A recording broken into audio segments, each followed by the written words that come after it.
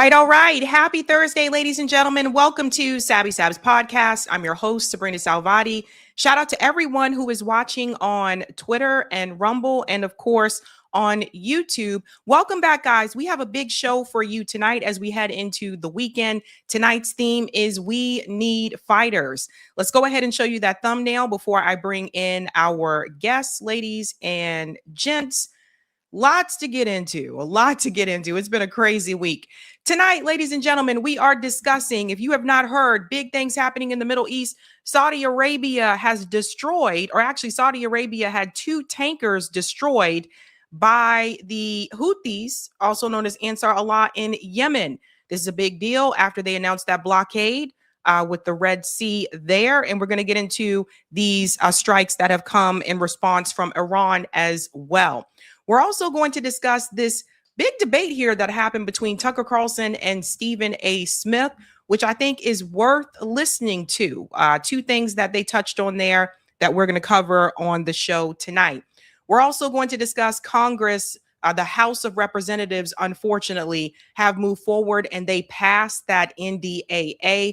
That's why you see that picture there of Thomas Massie, who has been warning people about this legislation that is coming down the pipeline. We're going to talk about who voted for it and who voted against it on both sides. And what does this mean? What does this mean for the United States of America? We got to get into all of that. We're also, of course, going to be joined by Kshama Sawant, who is running against warmonger Adam Smith. And last but not least, we are going to do part 2 of what happened to Prince. We're going to get into his death tonight, and that should round out that deep dive. But without further ado, let's go ahead and bring in our special guest. So again, tonight's theme is We Need Fighters, and our special guest is a fighter. Her name is Kshama Sawant. She was the city councilor in Seattle for over 10 years.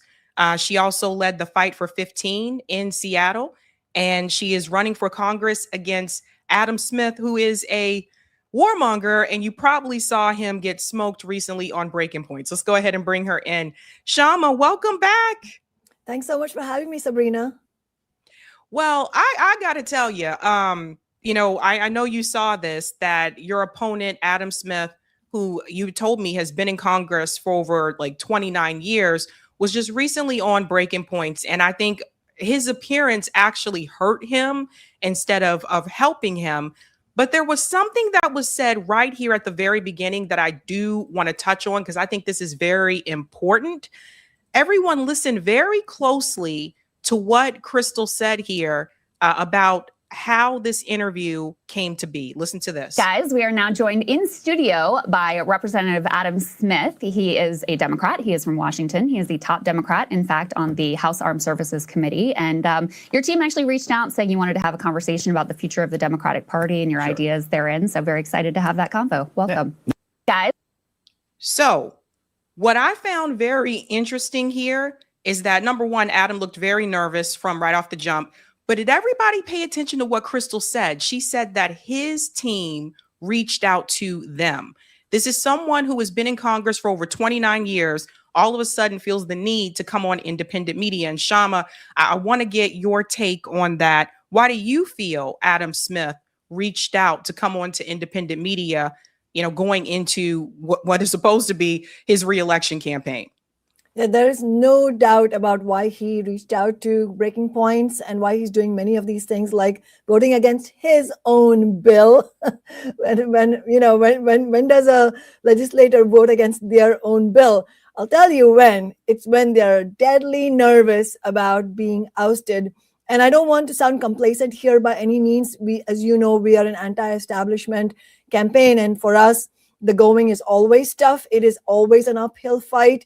In all the 4 elections that I won on the city council, each one was a big fight. But the point is that the establishment, the war profiteers, the Zionist lobby, and Adam Smith personally, they're extremely nervous about what's going to happen in this race. August 4th is the primary election. It is what's called a jungle primary. So regardless of party affiliation, we're all in the same primary. And the top 2 vote getters go to the November election. They advance to November. And so even though I'm running as an independent, he and I are running in the same primary, and he is one of the most blood-drenched Democrats that there is in Congress. And our campaign is gaining tremendous momentum. Specifically, we have been gaining a lot of traction on our demands with tens of thousands of people in our district, with calling for an end to all military aid to Israel and for a permanent arms embargo to Israel, for free healthcare for all, funded by taxing the rich, all of this. And then on top of that, we got the endorsement of the Stranger newspaper, which is objectively the most significant endorsement in the Seattle area. So I think all of that has generated the real momentum around our campaign. But obviously, we need to fight to get out every single vote. That's right. People need to understand this because you're running as an independent, but people need to realize that, number one, she's running in Seattle. Okay, so there's a Republican candidate in the race, but Seattle is not going to go red, right? Like, this is common sense. But 2, because it is a jungle primary, you are automatically in the primary, and then the top 2 go on to the general election, if I understand correctly. Yes, the top 2 go into the general election. And just to clarify, you're right that within cities, the city of Seattle, really there is no Republican stronghold. There isn't about to be in anytime soon. But the Congressional District 9, where we're running, it encompasses part of Seattle, and then it also has other cities, smaller cities around Seattle. And there is a considerable Republican voting population there. And to be honest, many of them are working class people who've been sold out by both parties. But there you go, so, and it's important that you mentioned the Republican, Sabrina, because that's one of the reasons why it is so such an uphill fight, because we have obviously Adam Smith, who is going to go into the November election. And you have this Republican, Doug Bassler, who has openly admitted that he was recruited not to run against Adam Smith, but to run against me, so that they take votes away from the socialists. They've said that openly more than once. He said that again recently in a media interview. And then there's another Democrat that's running who is effectively performing the same task, which is of taking votes away from our campaign in order to keep us out of the November election. That's right. Dublin is asking what party is she? Kshama is running as an independent. Yeah, I'm running as an independent socialist. And just to say, it is quite remarkable. It is just, people may not understand this immediately, but it is actually quite remarkable how our campaign has made these strides despite being completely invisibilized in the corporate media. I mean, if you looked at the normal newspapers, you would not even have a clue that our campaign even existed. And yet we have, as I said, spoken to tens of thousands of people in the district, and we are door knocking and canvassing everywhere. Our posters are all across the district, and we've raised $700,000, all with working class donations and no help from the media. That's right. This is really big. People have to understand Kshama was a city councilor in Seattle for 10 years. There was a recall against you. You were able to fight back and beat that. I remember you came on the show to talk about that because the establishment tried to find another way to take you out, but she beat that. And I want to get into this fight for 15 because, for years, people have been saying, $15 minimum wage. People need to understand that Kshama was part of the coalition that led the effort for that fight for 15 in Seattle. What is the minimum wage for Seattle now, Kshama? It's $21.30 an hour. So see, like this is when I say we need fighters, we need people that can actually do stuff. And like Kshama's been able to actually produce, right? Like I look at people like Adam Smith. He does a lot of talking. He's very corporate. And I think that's why he's been able to stay there as long as he has. But when I'm looking at who's fighting for the working people, this is very important. This report just came out. I told you guys I was going to cover this. I'll go into more detail about it on Sunday. But that out of reach report has been published. It comes out every July. And people need to understand, if you're looking at just the average, this is just average 2-bedroom rental in the United States of America. Every year, this increases. Okay, so I've been covering this for 3 years. Kshama said in Seattle right now, it's about minimum wage is $21. So in Washington State, according to the out of reach report, people should be making $39.84 an hour just to afford an average 2-bedroom rental. So these are averages here. The reason why I'm showing you guys this is to get you to understand that we are way behind in this country. California is the most expensive here for housing out of all the states. I'll get into more details about this on Sunday. But Kshama, like that fight that you led for $15 minimum wage, you were actually ahead of the curve. Like people started talking about this, I feel like a little bit later, but you got the jump on that. And I feel like a lot of these changes that happen for the working class, it seems like they either start out on the West Coast first, or they start for whatever reason here in Massachusetts. So I want to get your take about that, about how we're now past the point of $15 minimum wage.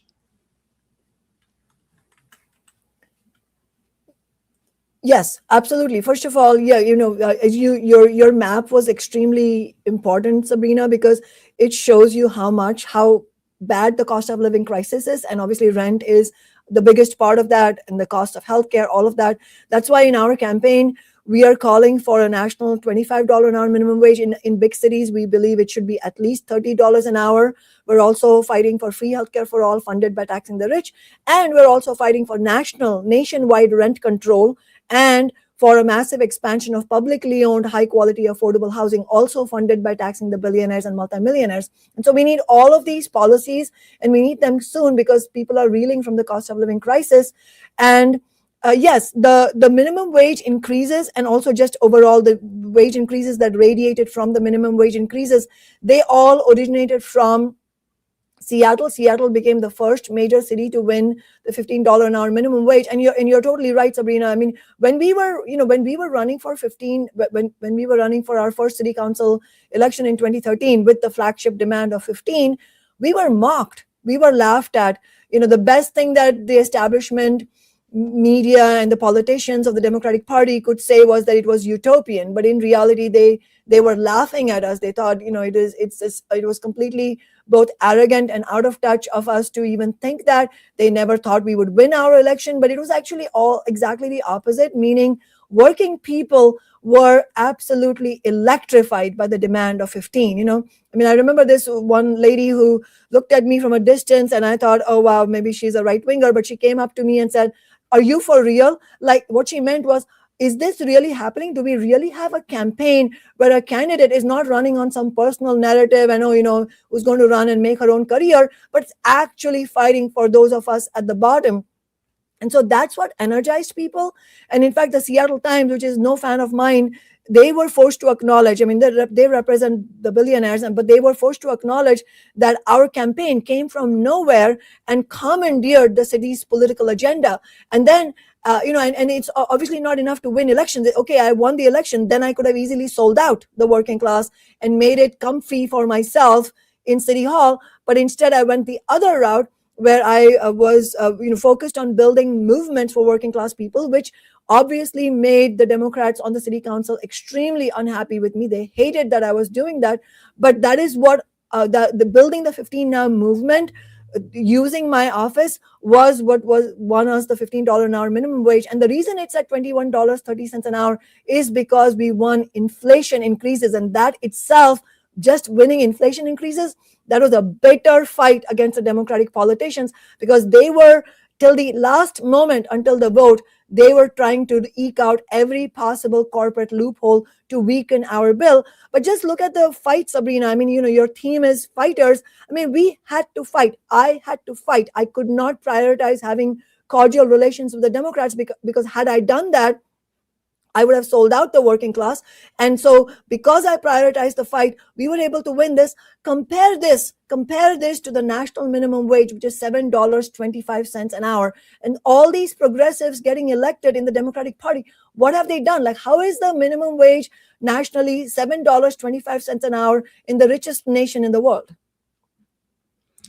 Yeah, this is one of those things that we were upset about too, about not really pushing or trying to couple that fight for 15 with that other bill, with that Build Back Better. We were complaining about that at the time. I remember that.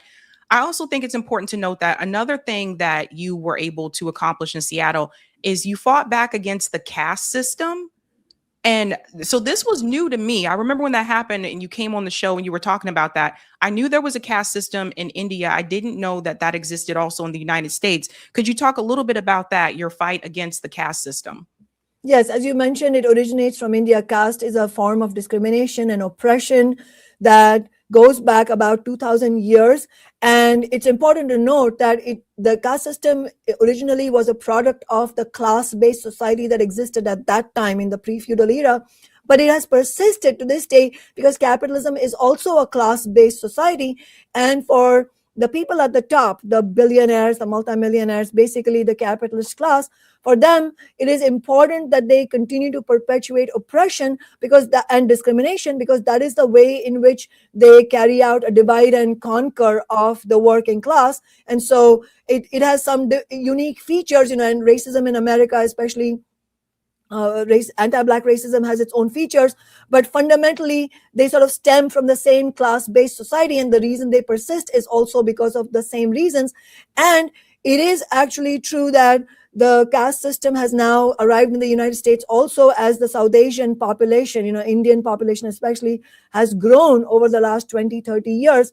And so this was an absolutely historic legislation that we won, because it makes Seattle the first in the nation, first out anywhere outside South Asia. I mean, certainly first in the nation, but it's first anywhere outside South Asia that has a ban on caste-based discrimination.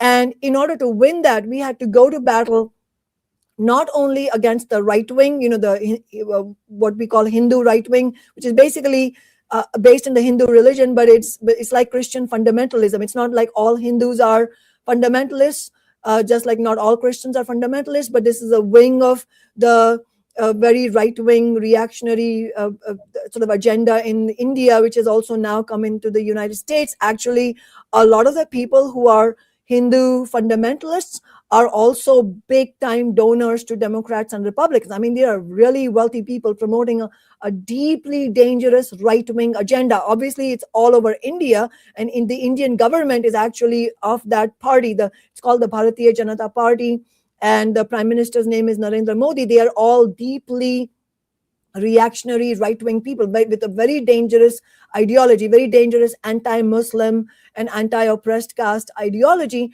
But that ideology has now come into the US too, and many of them are, as I said, wealthy donors to both the Republican and the Democratic parties. And so the Democratic Party did not want to vote on this. They council members did not want this fight. And keep in mind also that this was during the Biden administration, and the Biden administration was making close links with the Indian Hindu fundamentalist government. And so they really did not want to be antagonistic, to take any step that would be antagonistic to the Indian government, the Hindu government. And so they were loath to have this vote, and they made many attempts to not have the vote at all. But we fought back, we built a movement, we fought back, we exposed the Democrats. When they said, like these progressive Democrats, they said, I'm progressive, I'm fighting against Trump. So we called out and said, well, you're fighting against Trump, then you have to fight against the right wing everywhere. You have to fight against every kind of right wing. You can't say you're against Trump and then allow the Hindu right wing to make gains, and you have to defeat them. And so just the last thing I'll say is, it's the strategy by which we won these victories, including on caste, is very crucial, Sabrina, because the caste a similar bill was brought forward by some activists, NGO leaders in California, and then right after we won, actually in 2023, and then in New York State just a few weeks ago. But both those efforts lost, and fundamentally the reason they lost and we won is that they put their faith in the Democratic Party, and they thought the Democratic Party is their friend and that they will do it. But they lost. I mean, especially striking is the case of California, because California, you have a governor, Gavin Newsom, who is a Democrat. The state legislature, both houses are supermajority or near supermajority Democrat. And yet it was the Democrats who crushed this bill. In fact, what they did was they watered down the bill in such a way, the legislature watered down the bill in such a way that then Gavin Newsom vetoed. It was a big defeat. I mean, if California had won, it would have been a much bigger victory than Seattle, but it didn't happen. And it's really important for us to learn these lessons about how the Democratic Party is not the friend of the working class. It's interesting because I know, again, because you're running as an independent, some people may feel or say that your campaign's not viable. I would like to disagree. Again, you're in a jungle primary. And then also, for people who are not aware, Jen and Peter shared this on X as well. There are 4 billboards in Seattle of your campaign. So for people who are not aware, if you've never had to pay for this type of thing, billboards are not cheap to get. They can be expensive, but there are 4 of them all over Seattle. I was talking to, I heard Jason Call said that he's already seen them as well. So this is a big deal. This is the first time I saw independent candidate, running in a congressional race, like have the billboards as well. And so on the billboard, you can see $21.30 brought Seattle the nation's highest minimum wage. So for those, if you're not familiar with Kshama Sawant, again, this is someone who does fight. And I would ask this question to you as well, Kshama. The way that we've been watching some of these votes take place in Congress, if you were in Congress and you were given, the call went out to force a vote for, doesn't even have to be Medicare for all, but just say any working class issue. If the call went out, what would you do in that situation? I would force the vote. And moreover, I would not wait for the call to come, because that is it is an integral part of the strategy we used in Seattle, where the first step is to force that there be a vote. In other words, what we did was, bring a $15 legislation forward and then build a movement around it. You don't just bring the legislation, in some sort of symbolic way, but you actually fight for it. And it's very important. That is a crucial difference. There's a reason why we have won the nation's highest minimum wage through our leadership in my office in Seattle, and why the national minimum wage is still $7.25. The reason is that you have all these progressives who say they support these progressive policies. If you look at their election, in the election years, if you look at their platform, they support all these things, Medicare for all of that, $15 an hour minimum wage. But then in actuality, they don't bring anything to an actual vote. Medicare for all bill has been brought forward formally for, I think, 13 times, to my calculation, in the last 20 years. 13 times, Sabrina, and not once have they brought it to a vote. And there's a reason why. That's not incidental. It's by design. Because if you were, and this is what I would do if I were in Congress, if you bring a legislation like Medicare for all or $15 an hour or something like that to a vote, if you say, here's my bill, you hold a press conference saying, here's my bill, I'm demanding that the House vote on this bill. I'm happy to answer any questions, but I'm going to spend the next 2 months traveling around the nation, building rallies, and in all these congressional districts, telling the working class people there that here's this bill that their Congress members should be voting for. Go to the congressional town halls of your Congress member and dog them. Ask them, what are you doing? What are you doing about this bill? There's an actual bill. It's not good enough anymore to say you support Medicare for all. There's a bill up for a vote. What are you going to do? This is not showmanship, Sabrina. This is an integral part of what I call a class struggle based fighting strategy, because you don't actually extract any concessions unless you are willing to expose the Democrats and the Republicans for what they are, which is not friends of working class people, but making sort of performative gestures whenever they are, they're called on to do just in order to win their elections. And the reason the progressive Democrats don't use such tactics where they bring something for a vote and then they try to expose other Democrats, the simple reason why they don't do that is precisely what AOC said. It's reputational and relational harm with your other, fellow Democrats. That is why that is a fundamental problem that you see, where with all the good intentions, these progressives end up folding and winning nothing, because in order to win that something, whether it's the minimum wage increase or healthcare, public healthcare, universal healthcare, you will need to go to war against the Democratic Party itself. You will need to go to war against the Republican Party.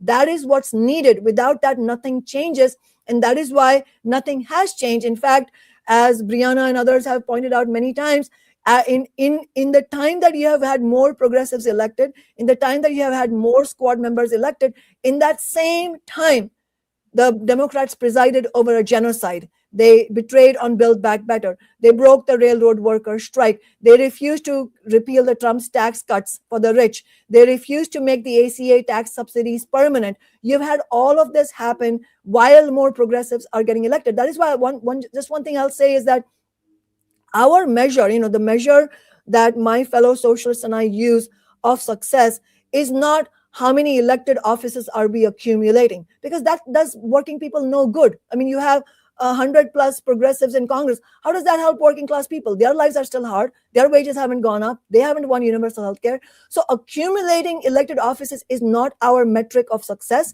Our metric of success is what have we done to fight for working class people, and what have we won using that elected office.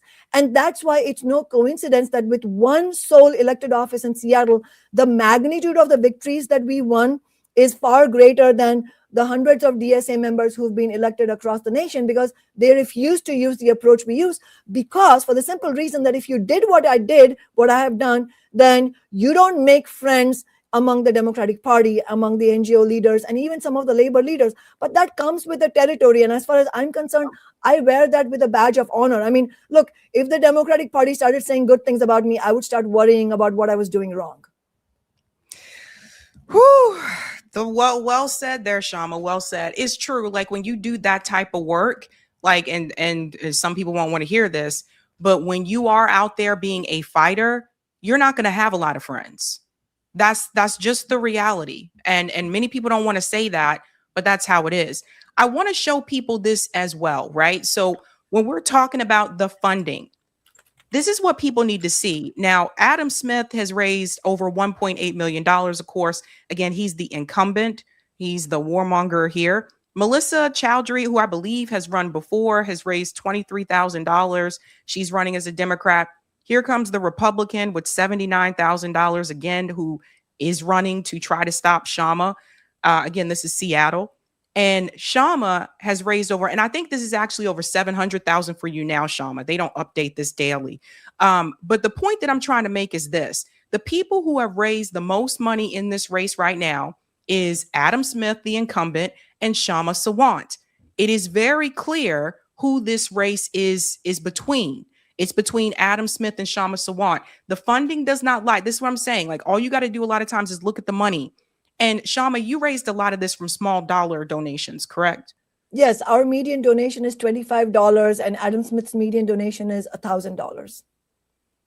Yeah, and so there you go. Yeah, and I was just going to add, Sabrina, that you're right that the donations say a lot. They tell you a real story about the campaign itself. It's a very, very important indicator of the strength of the campaign and also the nature of the campaign, the character of the campaign. And so the fact that we have we have raised $700,000 in the midst of a media blackout from the corporate media, and being an anti-establishment campaign, being an independent campaign, with all of that stacked against us, we have been able to raise this much amount of money. And there's another statistic that's useful, which is that we have 8.5 times as many donors as Adam Smith. So Adam Smith has far fewer number of donations, but very, very large donations. I mean, he has, just in the month of June, he got over $51,000 from AIPAC and NORPAC, which are both notoriously pro-genocide, pro-ethnic cleansing PACs. He's got tens of thousands of dollars just in the recent weeks from Lockheed Martin, from Kratos, and from Palantir. These are all war profiteering corporations, whereas the people who donate to my campaign are working class people. And that's why there are so many. And I just wanted to add that also shows you where our friends are, where our allies are.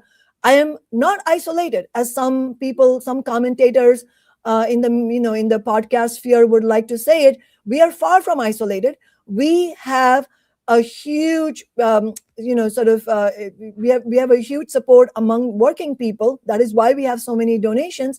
And even today, Sabrina, when I go to the grocery store or Goodwill, I will have working class people come up to me and shake my hand and say, that $15 minimum wage that you fought for, or this or that renter's right that you fought for, that changed my family's life. So many renters will tell our canvassers even today about how the renters' rights that we won, and we won a whole fleet of renters' rights, that it prevented evictions, that it prevented homelessness for them. So these are tangible gains that we have won for working class people, and they are very much our friends. And that's the kind of friendship we should be looking for. I mean, it's not a personal issue, it is a class issue. So if you are unfailingly loyal to the working class will stand up for you, because ultimately, we are fighting together for the working class as a whole. This campaign is not a careerist campaign. It is not in service of me making my own career, and working people understand that. And yet with all this, it is an uphill task. And that is why it's, I'm really grateful you're covering this campaign, Sabrina, and to others who are covering this, because it's really, really important that we have the support from the left in order to win this campaign. Because if we are able to get into the November election, it will be electrifying, because it will be us against Adam Smith. That's right. I want to talk about the media here for just a second. Obviously, we know how corporate media is. I don't expect, corporate media to come out the way that they should for a lot of these campaigns that are not pro-establishment. In the independent media space, it was very clear to me that there seemed to be this blackout from the larger media, sphere. Last time you were here, I told you I was going to reach out to people, and I did. And I reached out to Ryan Grimm at Breaking Points. And one of the things that I did show him was the fundraising, because I think that kind of tells the big picture. I'm looking to see who has money, who doesn't have money. It's sad that it is that way, but that's just the reality. From what I understand now, it appears that you are going to be on Breaking Points on Monday. That's right. Yay! It only took a massive pressure campaign. Yay! But it is important. It's important. I'm looking forward to that. Yeah. Yeah, it's really important, and look, if someone's running a campaign, they reach out to me to come on, I'll bring them on, right? I'm not looking for all these different metrics and that type of thing, because I feel like part of the reason why independent campaigns and third-party campaigns don't get as much support is because they're not getting the media coverage. In fact, one of the examples to look at is the 2016 presidential election. A lot of people forget this, but one of the reasons why Jill Stein performed so much better in 2016 than 2024 is because CNN allowed Jill Stein to have a town hall. And I think a lot of people forget that. Going forward, they weren't willing to do that. Look at the people who were trying to run against Joe Biden. Remember when people were trying to primary Joe Biden, Kshama? And what did the DNC say? They said, nope, we're not going to have a debate. This isn't going to happen. And so like Marianne was out there running, a number of people were running, and a lot of people didn't even know that there were people. When I talked to people on the ground, they had no idea that there were candidates that were trying to challenge Joe Biden in a primary. Because again, there was like a big, like they tried to do that corporate media blackout. But I think it is really important that independent media does come in and platform these types of races. And if you were to win and you got in there, you know, as an independent, like, again, we're talking about someone who has actually won, someone who has produced for people in Seattle. We're not talking about someone who says, hey, I think I'm just going to run for Congress one day, but has not done anything. And I think that matters. And I think that means a lot. So I look forward to seeing you there on Monday, Kshama. And I'm glad that that is going to happen. Yes, absolutely. And I think it is important also because they had Adam Smith on the show. And I think, and I said this in one of my interviews yesterday, I believe with on the Jimmy Dore show, that it is absolutely important to have hard-hitting interviews on these types of genocidal Democrats and all these corporate politicians. And I've publicly appreciated Crystal Ball for doing that. The political point that I was making, though, is that it's simply not enough, in the sense that we're not going to end the genocide. We're not going to end military aid to Israel. We're not going to win free healthcare, even by having lots of such interviews, which we don't. I mean, let's be frank. Most of these politicians are subjected to absolutely no scrutiny at all. And the only reason this happened was because Adam Smith, he himself is very nervous about our campaign. And so he might have thought that reaching out to Breaking Points would help his campaign. I don't think it did. But the point is that that's what propelled him to do that.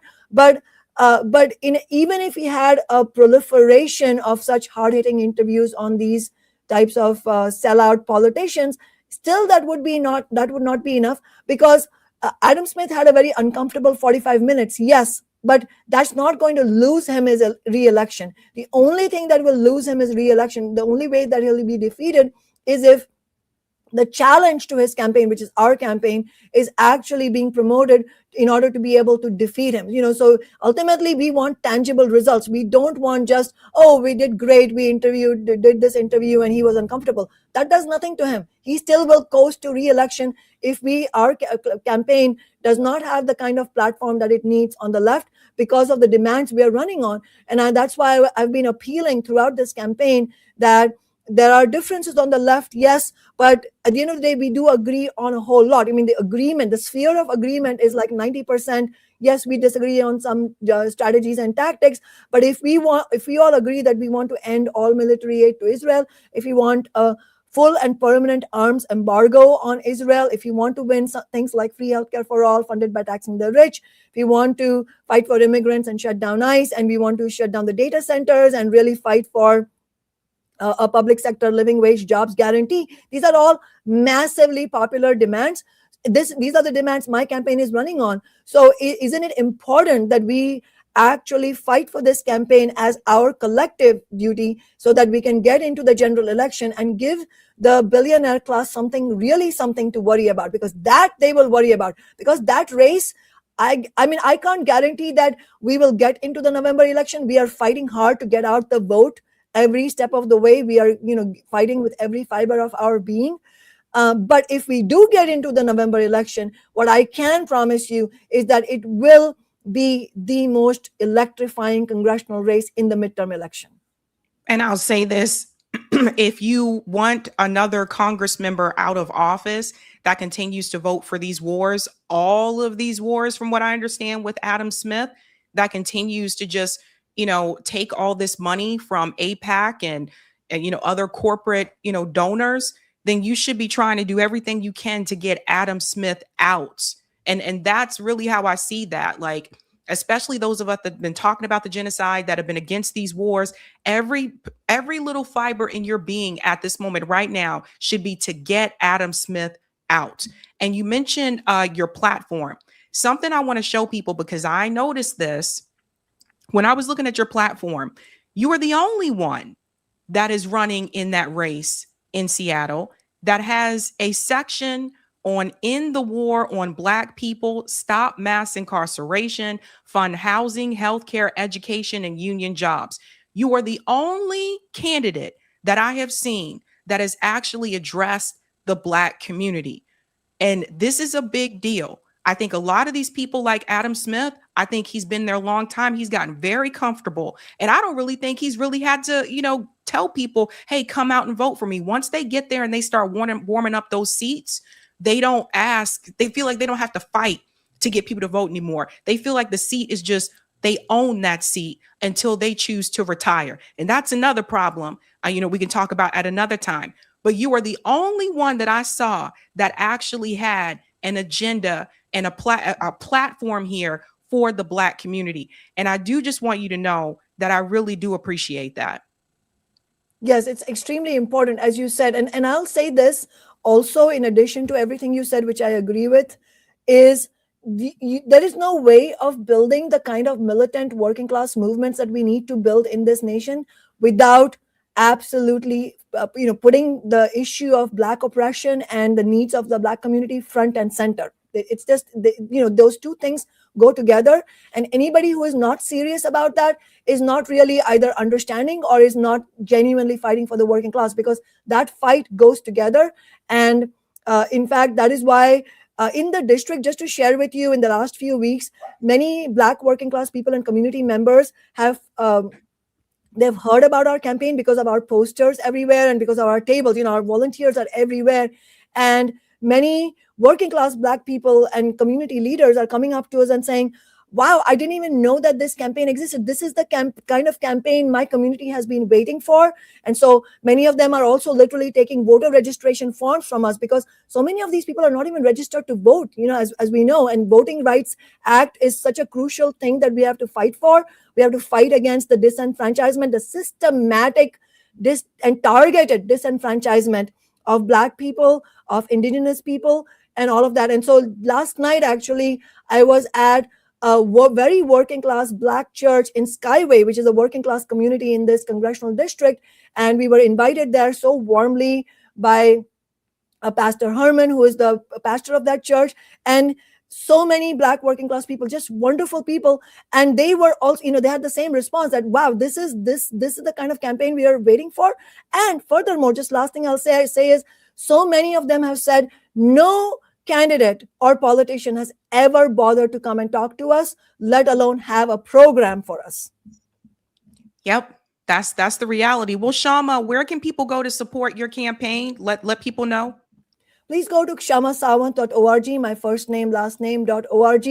And if you're anywhere outside, not close to our district, then please support us. Don't make a donation, even if it's a small donation. Like I said, our median donation is $25, but if you're able to donate more than that, please do that, because that is the fuel through which we print our flyers, we send out mailers, we make sure that we have a real base for us to send out canvassing. And if you are able to sign up for phone banking shifts, please do that. But if you're anywhere within driving or carpool distance of our district, then please, you have no excuse. We have 10 days left. Come out canvassing for us, because there is no substitute to talking face to face with voters. And if one of you comes, then we'll probably talk to 100 more people. It's a force multiplier effect. So help us make the force multiplier happen. All right, Kshama, thank you so much. Good luck. Thanks so much, Sabrina. I really appreciate it. Bye. Bye. All right, ladies and gents, that was Kshama Sawant. Again, check her out in Seattle. Ladies and gentlemen, I'm telling you, that would be the person that you really need to get in there and get Adam Smith out. Like I said, a proven fighter. And you may look at her website and you may not agree with every single policy that's there, but she's 10 times better than Adam Smith. And we need somebody in there that has been able to get things done. I think that is important. All right, ladies and gentlemen, again, tonight's theme is we need fighters. We need fighters. Let's go ahead to some of the comments here, ladies and gents, and then we'll go on to the other stories. Thank you for the super chat, Pat. Hi, Sabby. Hello. What's going on, Fuzzy Balls? As an American, I've learned we are almost always a pusher of evil. Therefore, I find myself rooting for Russia, Palestine, Yemen, and Iran. Oppose the MIC. Thank you, Measured Man. Sorry, I'm late. Things didn't work out as planned, but we're not giving up. Thank you. I'll reach out and send the rest. Surprise, Candace covered our situation today. Homebound. The world is a stage. Yes, the world is. Thank you, Roger. Wouldn't the GOP and a moderate Dem candidate pull from Smith then Sawant? If they stay in it, won't work, just like it didn't work for Smith going on breaking points. I guess we'll have to wait and see, Roger. And thank you for this one. Sawant starting off at $25 will get you 15, start at 60 minimum wage, and we get to 45. That'll cover all states except for New York, California, Massachusetts, and Hawaii. Always over ask. Thank you for the super sticker, HH. And thank you, Exit. Good luck, Kshama. Thank you. Thank you, ladies and gents. All right. If you haven't done so, do me a solid and smash that like button. And if you're new, don't forget to like, sub, and share, just like a Care Bear. Let's go ahead and give a shout out to the people who keep the lights on around us. Let's shout out those patrons. Thank you guys so much. If you are interested in being a Sabby patron, I have 5 categories here. We have the ultimate, the Sabinators. Don't forget about those Sabsters. Of course, the most popular one is the Sabbies. We have them as well. And last but not least, ladies and gents, we have members. All of their names are listed here. And you can also see their names scrolling across the bottom of the screen there on the ticker. I want to give a shout out to new Sabby patrons. We call them newbies. Let's give it up for PB and Samantha Lee. Thank you. Thank you so much. And welcome. Okay. Let's get into the wildness that's happening right now in the Middle East. We need fighters. But we don't need the U.S. to fight in the Middle East. We do not need that. Right now, all hell has broken loose in the Middle East because Saudi Arabia has had 2 oil tankers hit by Yemen, torched, on fire. Now, this comes after Yemen did announce that they were implementing this blockade, the Strait of Bab el-Mandab, which leads into the Red Sea. Now, that's the way that Saudi Arabia would enter the Red Sea. So that's where this comes from. Just as a reminder, Yemen made that announcement just the other day. The Yemeni Armed Forces announces a ban on maritime navigation for the Saudi enemy. According to the rules of a blockade, the siege will be implemented as soon as we have issued this statement. Our people have the right to respond to a blockade with a blockade and escalation with escalation. Now, since Iran blocked the Strait of Hormuz, Saudi Arabia has been moving oil through its land pipeline. The 1,200-kilometer line runs from Abqaiq near the Gulf to the port of Yanbu on the Red Sea. Saudi Arabia says the pipeline carries about 7 million barrels a day. 7 million barrels a day. So Saudi tried to do this alternative route where they can move oil through that pipeline. But let me show you what happened today. Because this is, they were warned. Yemen's Houthis, also known as Ansar Allah, claims that they attacked 2 Saudi oil tankers in the Red Sea. The group says it's targeted 2 oil tankers in the Red Sea, saying the ships were violating its naval blockade on Saudi Arabia. The incident reportedly took place about 130 kilometres off the Saudi coast. The Saudi-owned tanker Celia caught fire after an unknown projectile hit its front side. Maritime officials say there are no known casualties. A second vessel, the Layla, has reportedly also caught fire in the same attack. Well, let's bring in Kulsum Sharif, who is standing by for us here in Doha. And 2 ships being targeted in the Red Sea. What more do we know at this stage? Have Saudi officials commented at all?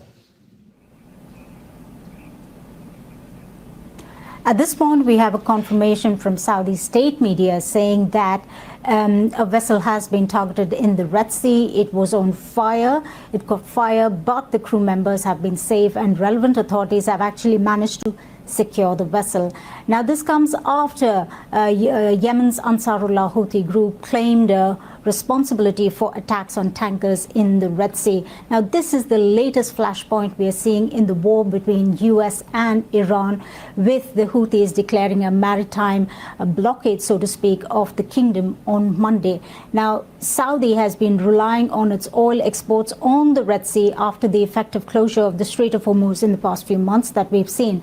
Now, this poses a new challenge for Saudi Arabia and also a global energy supply route yet again being held off after the Strait of Hormuz, which was responsible for about 20% of global oil and natural gas supplies. Now, when we look at the Bab al-Mandeb Strait and the Red Sea that connects to the Suez Canal, we're looking at nearly 15% of global sea trade that stands to be affected. Now, the Houthis says since they've declared the blockade, nearly 10 ships have been either turned back or have changed route.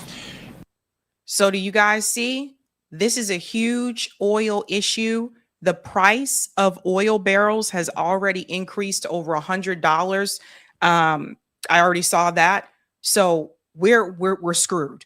Remember, we do rely on oil from Saudi Arabia, you guys. Like, I don't know why I'm laughing. I'm scared. And I think that's why our laughter came out. Let me tell you something. Yemen was not messing around. They made it very clear that if Saudi Arabia did not stop attacking Sana'a airport, that they were going to do this. They warned that if this conflict continued to escalate, they were going to do that blockade. Now, Saudi Arabia, I guess, tried to get around that anyway, and they FAFO.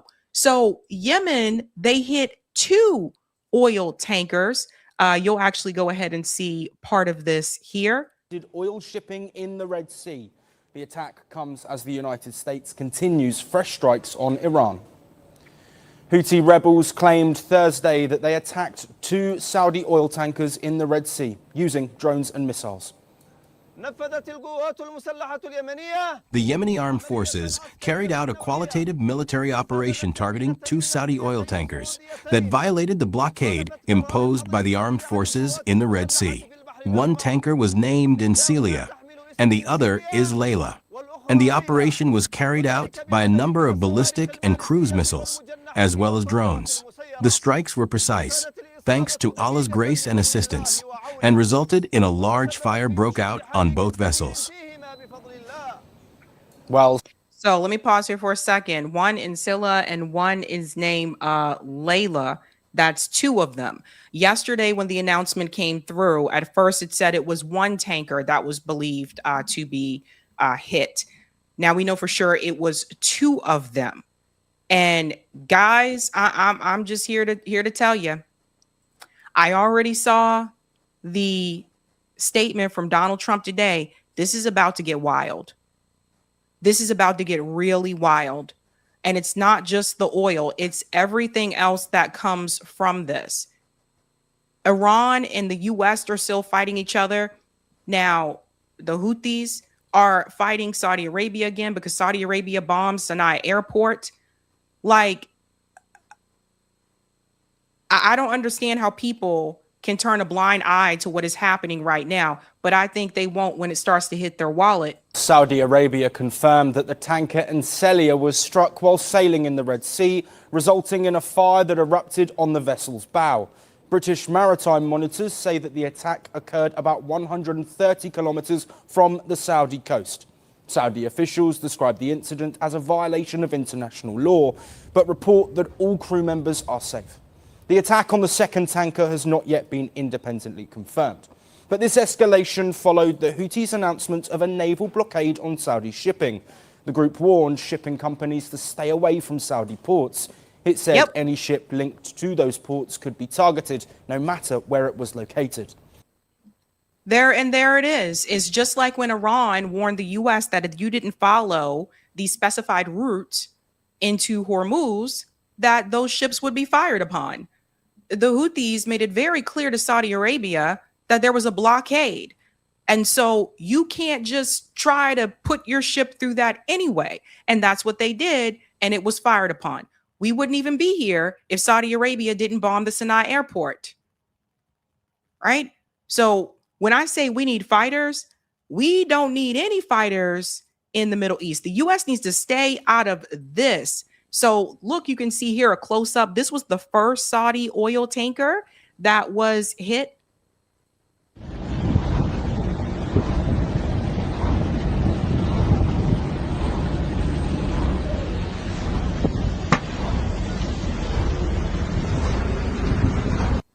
Yeah, it's done, man. That is burnt to a crisp. So everybody can see what happened with that first oil tanker there. Now, let's get to the part here where things are about to get even more crazy. Donald Trump right now is trying to give Saudi Arabia permission to have a nuclear deal. So hold on to this now. You're not hearing things. You're not losing your mind. This is what he said. The civil nuclear deal. There will be no enrichment of material being made between the U.S. Department of Energy and Saudi Arabia, which pertains only to non-military use, such as the ones that Iran and the UAE already have, will be approved. First of all, do you guys believe that Donald Trump is trying to create a nuclear deal with Saudi Arabia that will not be used for military use? Give me a break. Give me a break. So Iran is not allowed to have a nuclear weapon. Iran is not allowed to enrich uranium, but Saudi Arabia is allowed to have a nuclear weapon. Everybody see the bias? You see what's happening now? He's really trying to escalate this and take this to World War III. He goes on to say, but is totally subject to Saudi Arabia joining the very respected and successful Abraham Accords. The U.S. is not opposed to civil, non-enriched nuclear facilities.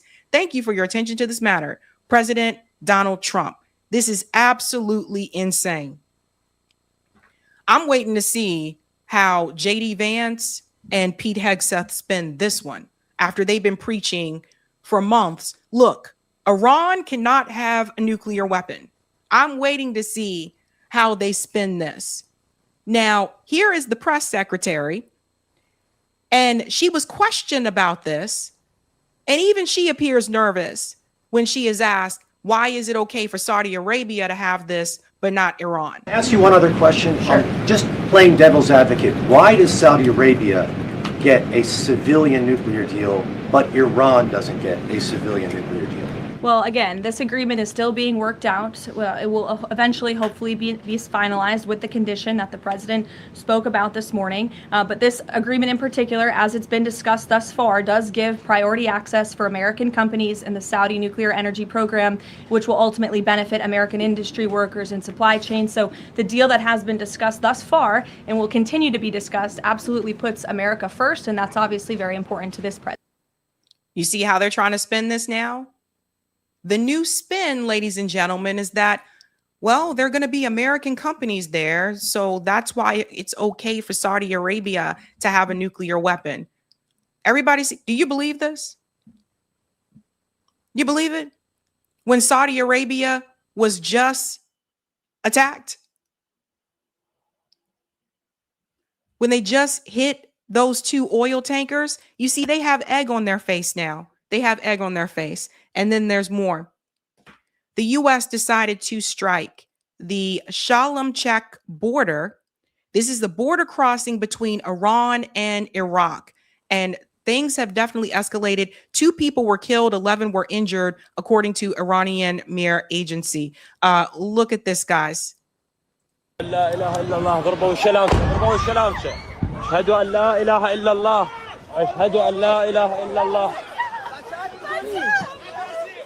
أشهد أن عليا ولي الله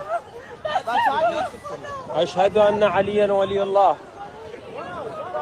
هذا برج الرادار الإيراني هذا البرج.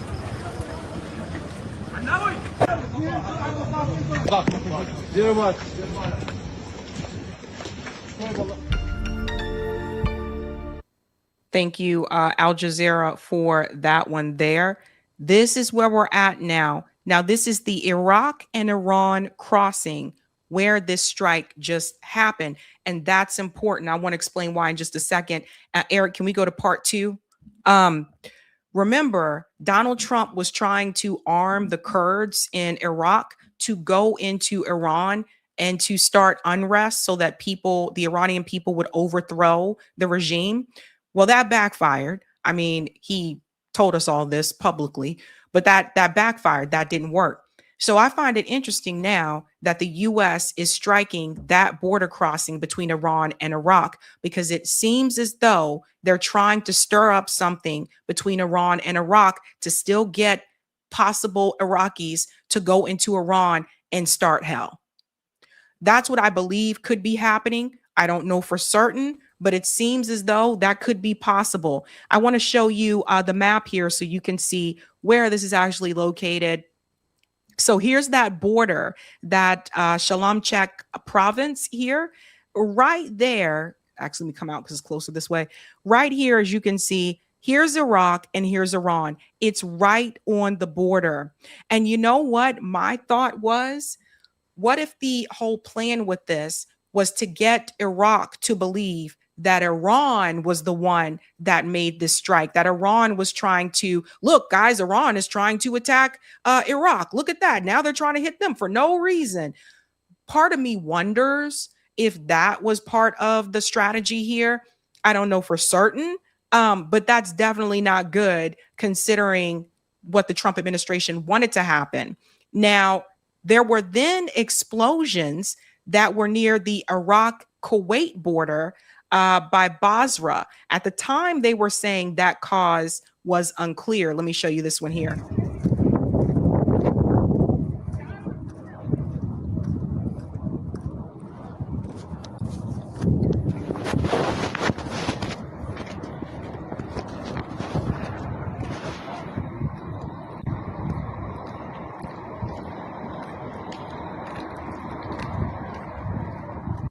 You guys can see that there. And there was another one here. Footage reportedly shows the aftermath of drone strikes on Kuwait's Abdali border crossing with Iraq. Here's another image of it from a different angle.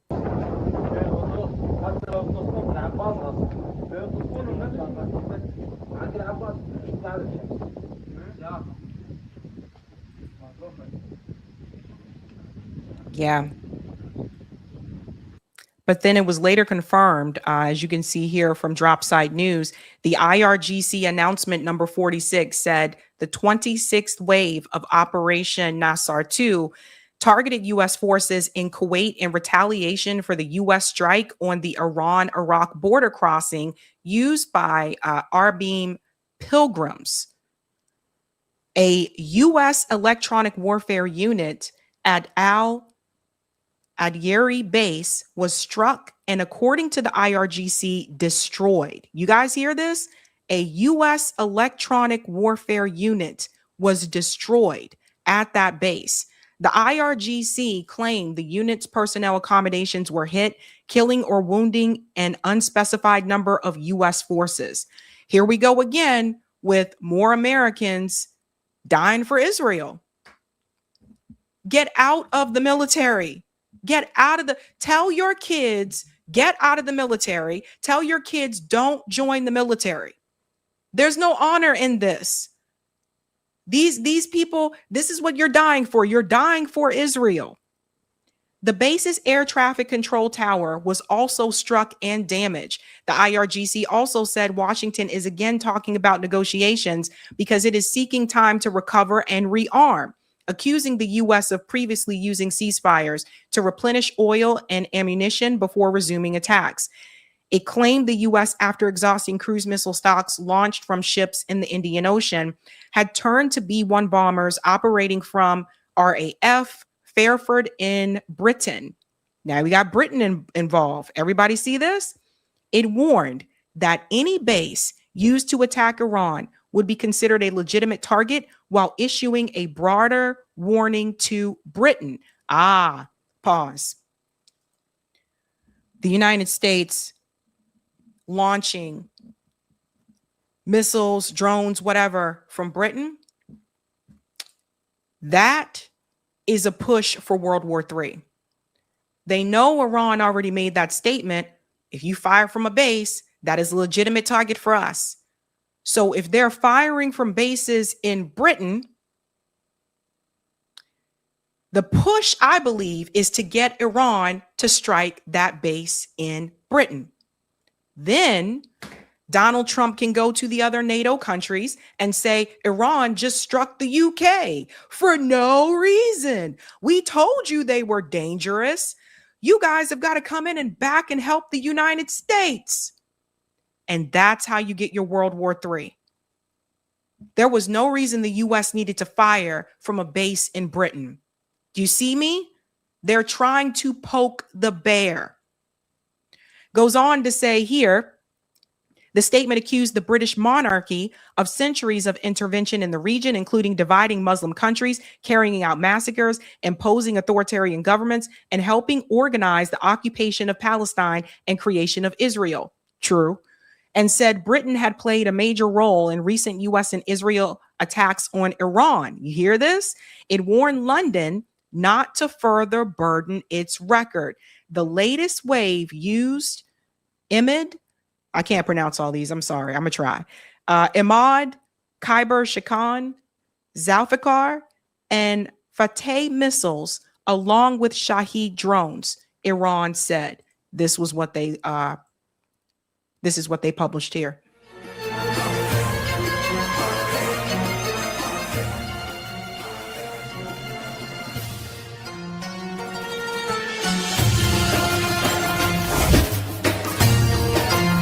I should mute it because of the music. So do you guys see Britain? Britain is a target now. And this is exactly what the US government wanted to happen. They want another NATO country to be seen as a target. So then they have the excuse, we are going to World War III. That's how they're going to get the World War III. They got to get the other NATO countries involved. And remember, the other NATO countries told Donald Trump that, no, we're not coming to help you. You started this war. You're on your own. So if they start striking Iran from other countries like Britain or any other NATO country, they're expecting Iran to return that attack. And the headlines will be all over corporate media. Iran attacks Britain. See how dangerous they are. Britain know what I know. You better stay out of this. Now, this is all important because according to Thomas Massie, Congress just voted again to end the war in Iran. 4 of us on the Republican side, myself, Barrett, Davidson, and Fitzpatrick. You hear this? It's not just Thomas Massie anymore. Him, Barrett, Davidson, and Fitzpatrick. Here's the vote here. As you can see, 210 Democrats voted to end the war. 4 Republicans voted to end the war. 207 Republicans voted not to end the war. Right? So 214 totals. It passed in the House. We know it will struggle in the Senate, right? I mean, John Fetterman is basically a Republican posing as a Democrat at this point. We all know this, right? So they're going to have their rotating villains in the Senate to make sure that this does not pass. But as you guys can see, it's very clear. Thomas Massie keeps getting more people on his side with some of these bills. That's also the case for the NDAA as well. Now, both him and Ro Khanna were on CNN earlier today. You need to hear about this money, this $60 billion that they want to include for this war. This is what I'm talking about, guys. All wars are banker wars. Last month. I mean, but what ultimately is the real effect of it? Well, first, if I could just say about Thomas, he was opposed to this war before he lost his seat. We both before the War Powers Resolution, and it was on that and Epstein. He was literally a profile in courage. I mean, he had $30 million spent against him because he had the guts to say this war was illegal and not in America's interest, because he had the guts to call for the release of the Epstein files. And this president ran on ending foreign wars. Look, just today, we have a resolution to spend $60 billion on this war. Now, Thomas probably would take that $60 billion and pay down the national debt. Yes. I would take that $60 billion and give free childcare or free college. But you know what the American people don't want? They don't want the $60 billion going in a war in Iran. Last month. $60 billion, guys. This is where the money is going, to war. All wars are banker wars. Now, it's true, we could use that money right here at home. But it's all a moneymaker. Hey, if there was no profit to be made in war, we wouldn't have wars. Think about it that way. Donald Trump is now out here telling everybody that Americans are not against this war. Listen. Well, Americans aren't against the war. A poll just came out. Americans don't want high gasoline prices, but they're not against the war. Well, Americans aren't against the war. A poll just came out. Americans don't want high gasoline prices, but they're not against the war. Well, Americans aren't. The poll actually shows the majority of Americans are against the war with Iran. So here we go.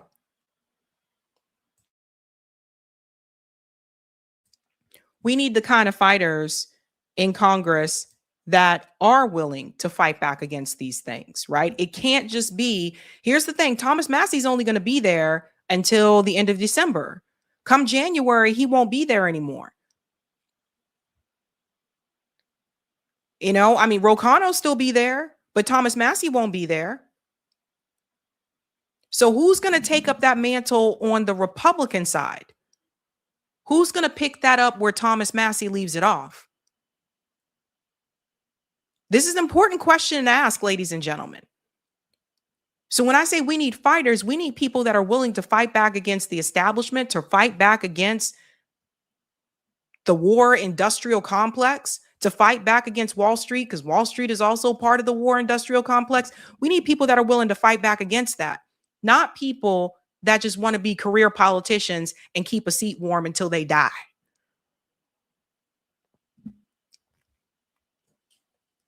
This war should have never started. Never should have started. And let's not forget that a lot of this is because this is what Israel wants. Let's go to some of the comments here, ladies and gents. Juanita said Newsmax is reporting Gaza is not starving. Yeah, these people are unbearable, man. These people are unbearable. I don't know how they live with themselves. Thank you for the super chat, Ira. If Iran wins, survives, we all win. Integrating militaries won't matter if Big Brother gets his ass kicked. Live says these wars are not okay. No, they're not.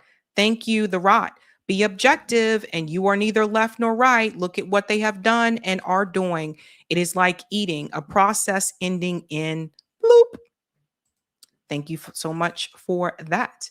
Okay, we're going to move on to the next story here, ladies and gents. Do me a solid if you haven't done so and smash that like button. And let's keep it moving and grooving. Let's get to what happened in the House of Representatives. Thomas Massie has been warning people for quite some time that this NDAA cannot go through. This is another integration of the U.S. military with Israel's military. There are multiple sections, right? There's section 19, there's section 2, I think it was 224, and there's this NDAA. So people have to understand they've been able to kind of sneak this into different types of bills. When he went on to redacted, he tried to warn people the significance of this piece of legislation that appeared in the House on Thursday. What is about to happen in Washington? Well, first of all, the NDAA stands for the National Defense Authorization Act, and it's one of the few bills that passes every year. I've been here 14 years. There have been 14 NDAAs. So you can set your clock on the fact that this bill will pass. So anything that gets in it is, dangerous as a cocked gun. It's going to become law. Well, this bill is hundreds of pages long. And, in one of those hundreds of pages, it's actually 5 pages long, is section 219. And it was section 224, but it's now section 219. And it calls for the integration of our military technology and the supply chains that produce our high-tech military equipment to be integrated with Israel's. Now, we don't have this kind of, bilateral agreement with any other country in the world, and I would argue that we shouldn't, in order to protect our sovereignty and to protect our national secrets. If you wanted to share one thing at a time, let's say, we wanted to collaborate on missile defense systems, I think that's fine. The president can do that, just by virtue of controlling the military. But what they're doing here is legislatively, they are appointing a person. I joke that this person will eventually be a cabinet member, but right now it's a lower level position who will be in charge of the integration. And that means that this project will have a lifespan that outlasts the commander-in-chief. Regardless of who the next president is, this provision lasts forever. Did everybody hear that point that he made? That is very important. You can't undo it. So it doesn't matter. Even if a Democrat wins in 2028, they can't undo this. It will be done. This is why this is so incredibly dangerous. And I'm going to get into what Lauren Boebert said when she was interviewed, because she revealed some things. And I know some people have contacted their senators, continue to do that. But the reality is we already know who those rotating villains are going to be. And there's rotating villains in the House as well. But that's the part I really wanted you to hear, that once this is done, the next president can't undo it. Yes, get ready for the wild ride. Okay. Now, Thomas Massie risked his career to tell people the truth about this. Now, these clowns in the House passed it anyway. Shout out to Brian Allen here. The House just passed an NDAA that moves the U.S. closer to effectively merging key parts of its military infrastructure with Israel's. The bill locks in deep integration across military technology, weapons development, and defense supply chains. We're going to go through who supported it and who didn't, but here it is right here, folks.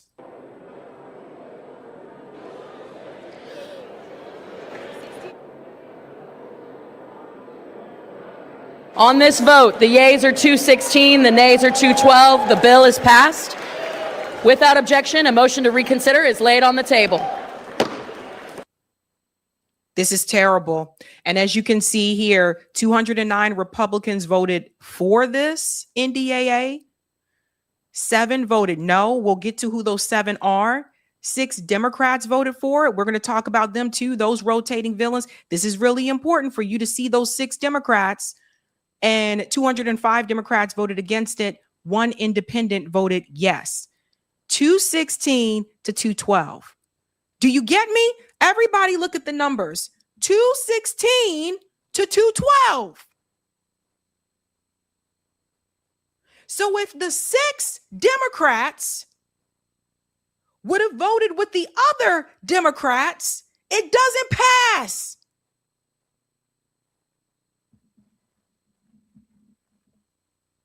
That's the rotating villain.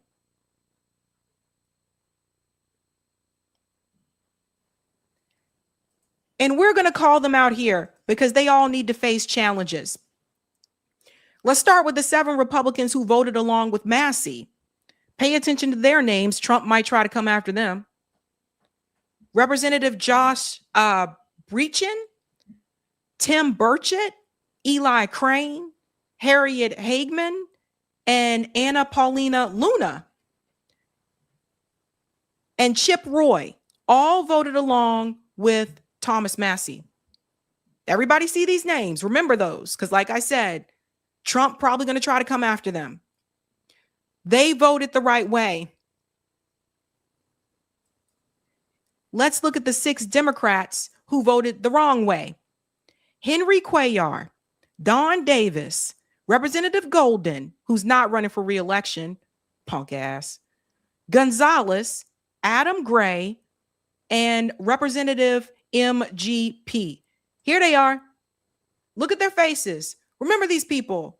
Henry Cuellar All of these people take money from AIPAC. All 6 of them take money from AIPAC. Everybody see it now? Now I'm going to tell you how they're rotating villains, right?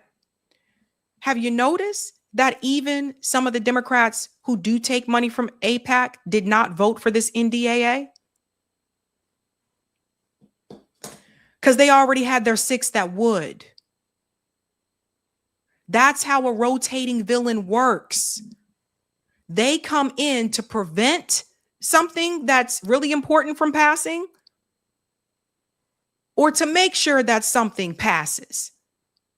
If these 6 Democrats would have voted with the other Democrats, this bill doesn't get through the House, which means it doesn't go on to the Senate. Now, one of them I want to point out, because we called this out when it happened years ago.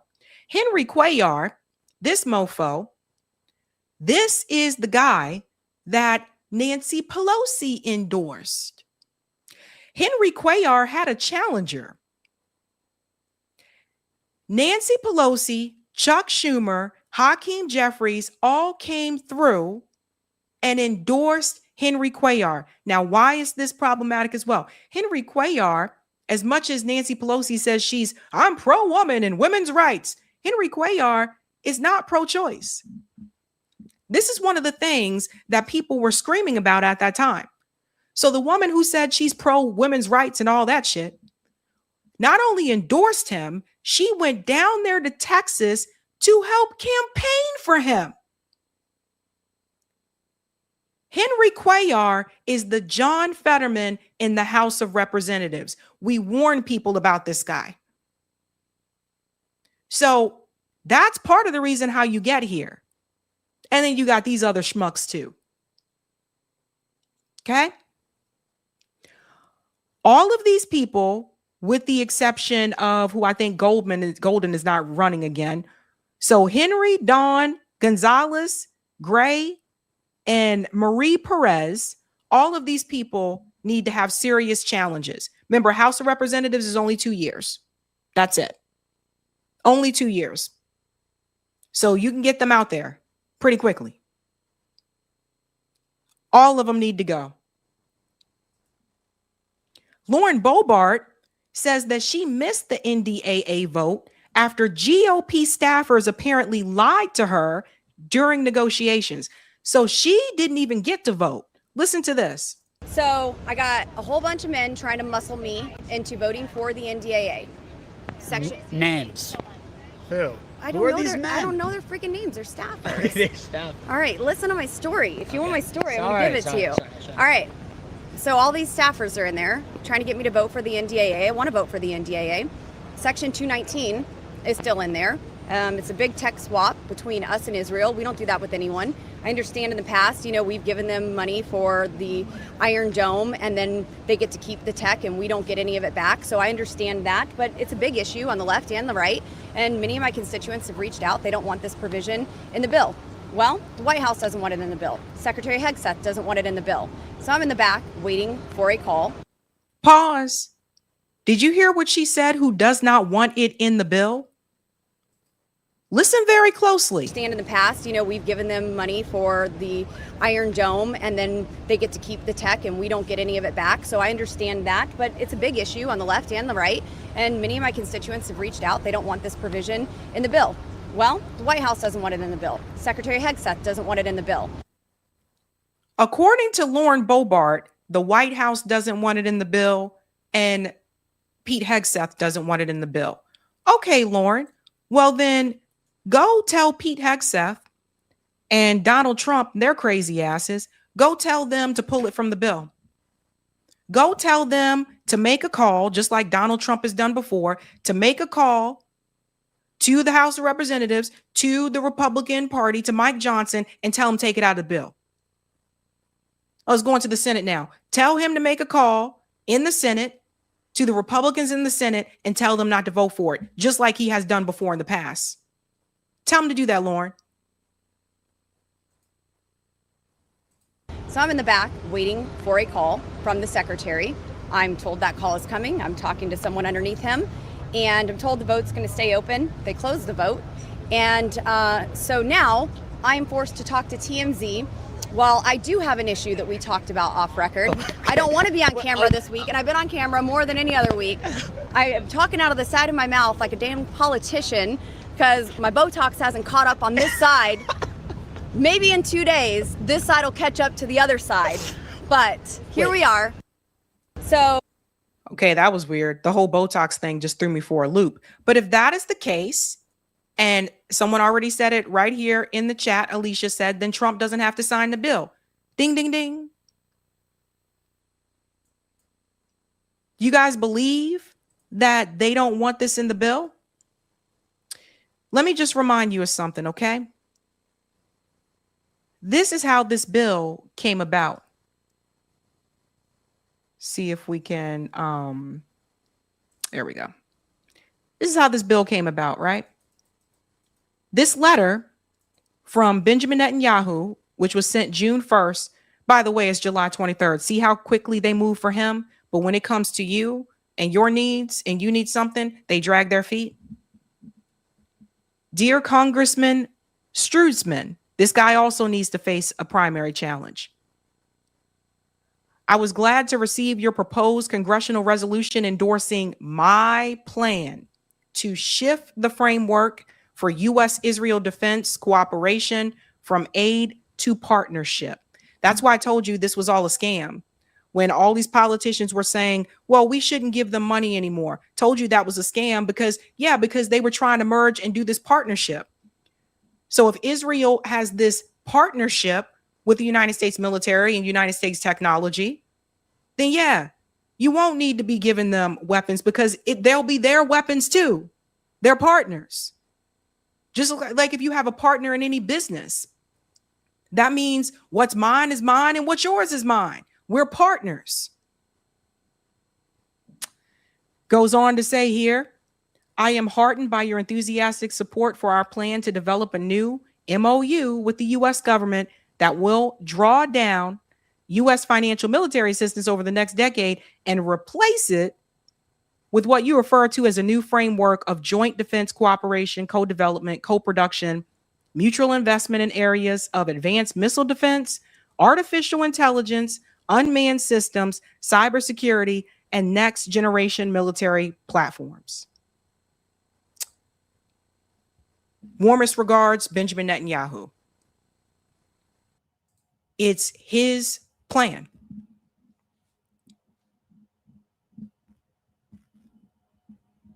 See how quickly they move for him? This is what I was talking about. But I seem to remember during the pandemic,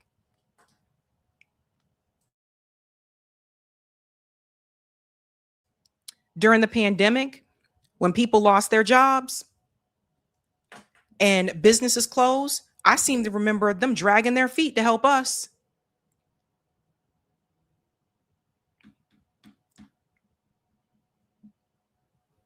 These are the things we got to pay attention to. Pay attention, folks. Let's go to some of the comments here. Thank you for the super chat, Roger. If anything put in it becomes law, then where's Medicare for all? Thank you, Sherelle.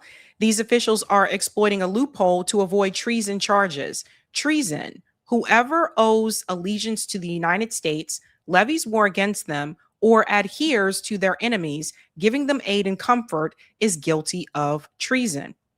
Thank you for this one as well.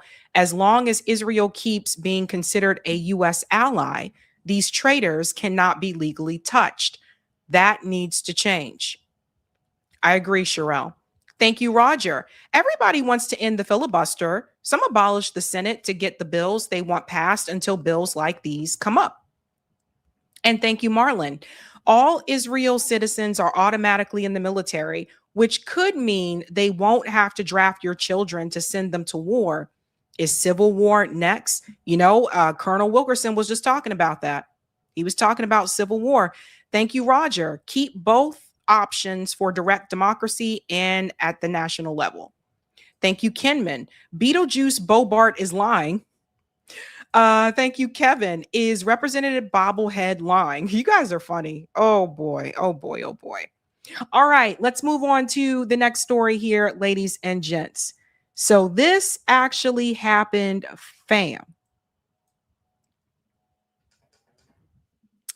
Tucker Carlson and Stephen A. Smith had a little bit of a debate here. A big portion of this debate was about Tucker Carlson's position with Israel and the U.S. giving them weapons. And another part of this debate was about racial discrimination in the United States. Now, we're going to walk through some of this. Some things that were said here I did agree with, some things I did not agree with. But what was very clear to me, especially when it comes to the Israel part, is that when Stephen A. Smith said he was even considering running for president, I'm like, dude, you have no concept of foreign policy. No concept whatsoever. It's also very clear to me that Stephen A. Smith knows who pays his bills. You know? You know what I'm talking about? But there was something that Tucker Carlson admitted here that I think you guys need to hear, because this is on record now, okay? So I heard this, Tuck. This is on record. Let's go ahead and get into it. The first part here is pressing, I guess, Tucker Carlson about, Trump and Israel and this position that Tucker Carlson has. He's the leader of the free world. Why does he need to follow anybody? Why is another country leading us as opposed to it being the other way around? Well, how do you explain that? Dude, you tell me. I don't have the answer. I said this to him directly. I said this to him during the 12-day war in last June, which Israel started. And we didn't benefit from it. Obviously, we went to war again. That was the beginning of the regime change war that they planned and wanted for their own reasons. It had nothing to do with our strategic goals or our interests at all. It only hurt the United States. It killed a bunch of Americans. It's going to drive us out of the region, destroyed all of our bases on the Gulf. It's a disaster. So I told him at the time, you are being led around by the nose by Netanyahu, and everyone can see it. And, he didn't like to hear that, but it was a fact. And it remains What did he say to you when you told him? Why is that? When you said that to him, when you said those words that you just said, what did he say to you? What did you say to him? What did he say to you in response? I think Trump, so you can picture the scene. Yes. Trump hates confrontation, direct confrontation, hates it, can't deal with it at all. He likes everyone to get along. He likes to tell jokes. And I like this about him. I'm not criticizing it at all. He said, oh, no, it's going to be totally fine. That's not true. And it's fine. It's going to be great. It's going to be great. And then he had someone else call and say that he was offended by it, which I understand. I shouldn't have said that. I snapped. I was so frustrated. This was good to know that Donald Trump hates confrontation. Embarrassing. I'm an American. Whatever you think of this country, which has treated me very well, and, my family's been here forever. I like America. I live here. My kids live here.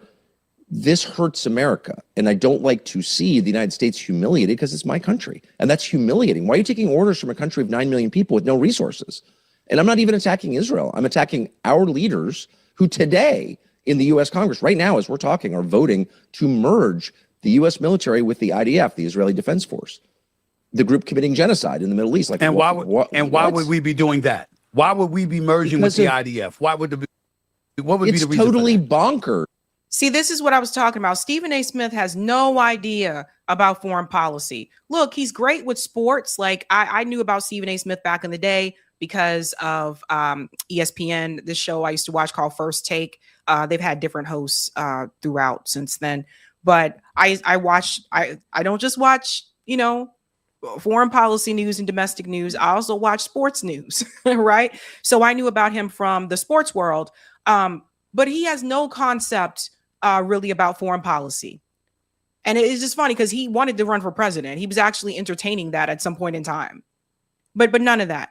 Also, he seems to be pretty sweaty here. I don't know what's going on. Maybe it's just hot in the studio. Maybe he's not feeling too well. Maybe he's just a little nervous talking to Tucker Carlson, but I can't imagine that considering he's interviewed like some of the biggest people, like, all over the world.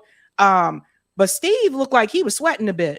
I'll tell you why we're not doing it is because like the overwhelming majority of Americans want it. They don't. Who would want that? What's the upside for us? We're doing it because Israel wants it, and Israel controls our politics through campaign donations, at least, and maybe there are other ways that it controls our politics, but there's no debate about it now. This is not an anti-Semitic conspiracy theory. My whole life, I've watched this. My whole life, I've said nothing about it. And in a lot of ways, I was intimidated by the claim that anyone who notices is an anti-Semite. Well, I'm not an anti-Semite. I'm never going to be an anti-Semite. I abhor anti-Semitism and all forms of racism, no matter what they say. I'm not for it. So that's not my motive. My motive is it's true. And trying to bully me into saying it's not true is not going to work. Why is it happening? I don't know. And I've said this a million times in public, and I really think we need a national conversation about why the president of the United States not just hurt his country, but hurt himself and his legacy and his party and everything that he worked all these years to build, trying to stay out of prison and almost murdered by a gunman and butler, all the drama that he went through, all thrown away because now he's the president that led us into a war that we cannot win. We cannot win the war. And by the way, if we can win the war, tell me how. Is there a military means by which we open the Strait of Hormuz? No. And if there was, we would have used it. What about the notion that you keep? What about, let's pause for a minute, Stephen. So let me address two things that Tucker Carlson said here. The first one, Israel controlling American politics because they donate to the politicians. So yeah, the pro-Israel lobby donates to a lot of politicians. Those politicians do the bidding of their donors. But it's not just the Israel donors. It's all those corporate PAC money donors, right? They do the business of big pharma as well because of this reason. However, Tucker Carlson needs to go a step further. Why is that allowed to happen? This is where I have this disagreement with him about Israel controlling the United States. It's actually the other way around. Israel is allowed to do what it does because the U.S. allows it to do so. Why is it that Israel can have these lobby interest groups in the United States that basically buy these politicians? Why is it that they're able to do that? Because the U.S. government allows them to do it. You get me? So that's why you have an AIPAC, you have a Kufi, you have a J Street, right? The U.S. government allows that to happen. And what people need to really understand is that if the U.S. government didn't want it to happen, they would just say, no, you're registered as a foreign agent. Check mark, ding, something that JFK wanted to do. Follow me here. Always follow the money. The U.S. government wants Israel to be there, needs Israel to be there. Just like Biden said on the Senate floor, if there wasn't an Israel, we would have created one. They want that military base in the Middle East so that the other Arab nations do not get control over the resources in that region. Oil, gas, everything else. That's why. That's the first part. The second part that he said here about we can't win this war. No, we can't. But that's not always the goal. This is something that Julian Assange explained so well, is that the goal is not always to win.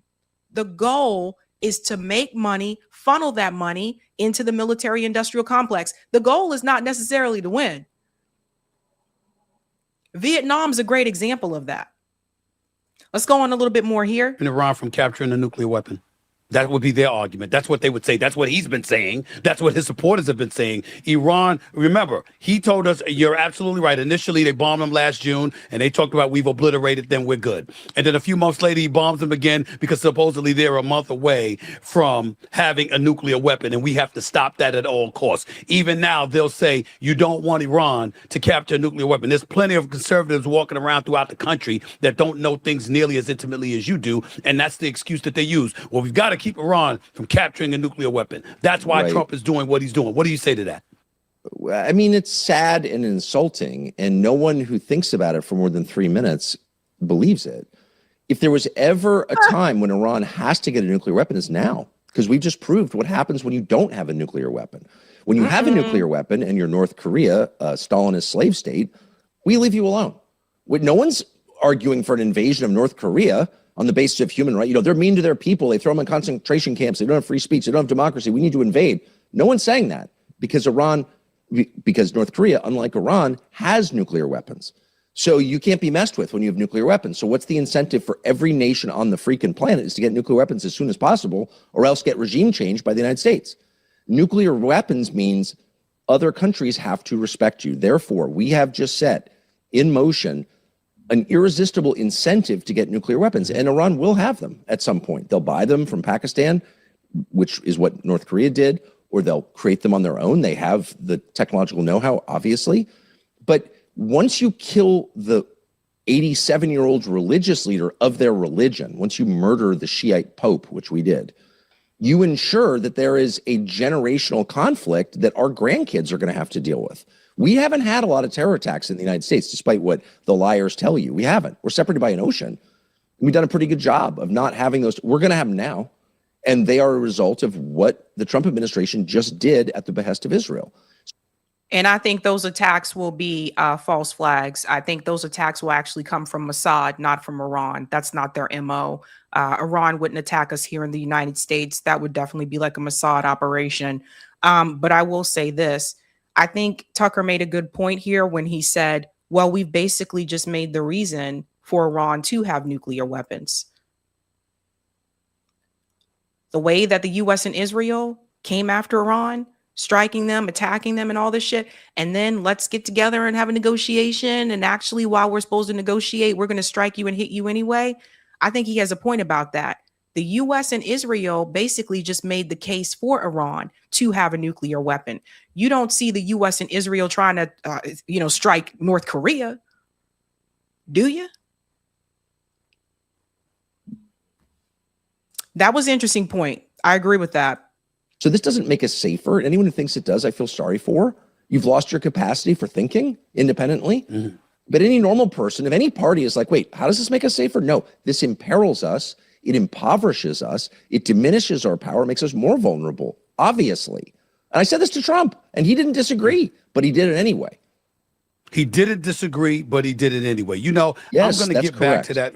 I'm going to get back to the Islamic contingent about it, but I want to go back to the Jewish contingent in this regard. I want to, because you made it a point to point out. You don't engage in anti-Semitism. You don't support it. You don't believe it. You don't believe you're a part of it, et cetera, et cetera. When people talk about some of the things that you said, I wanted some controversial comments that you've made in regards to the Gaza war. Right. You called Israel's actions genocide, ethnic cleansing, murder of thousands of children, and a land grab. You described it as losing morality, treating Arabs, quote, like animals or subhumans, end quote, and incompatible with Western civilization values. You visited Gaza refugees and highlighted child casualties. There's absolutely nothing wrong with that, by the way. But I would pause. Eric's correct. It all increases the wealth of billionaire money. Yeah. Ask you. No, that sounds like Nazi behavior, like worrying about children who are injured. No, exactly. First of all, that's everything. That's why people say that. I say, "What are y'all talking about?" I'm sorry. Go ahead. I apologize. Go ahead. It's a slander. Look, if you're committing genocide, which Israel currently is in Gaza, and genocide is, we have an international definition of it, which everyone signed on to up until about 20 minutes until Israel started committing it, and it is the systematic effort by a government to eliminate a people. And I don't have to guess about this because Israeli cabinet ministers and the prime minister of Israel repeatedly have said that's their goal. They describe the Palestinians as Amalek. I'll refer you to the Old Testament or Hebrew scriptures, whatever you want to call it, our Bible and theirs, in which Amalek is the Amalekites. And that's the group that God tells the ancient Hebrews to kill, all of them, including their children, their babies, and their livestock. And let me pause for a second. You know what's interesting about this? What Tucker is telling Stephen A. Smith right here? Tucker Carlson is breaking this down for him, explaining why it's a genocide, etc. Remember, the word genocide means intent.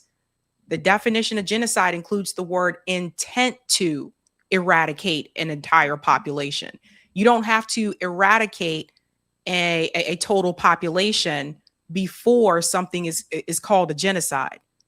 Israel has also showed the intent to exterminate the Palestinian people.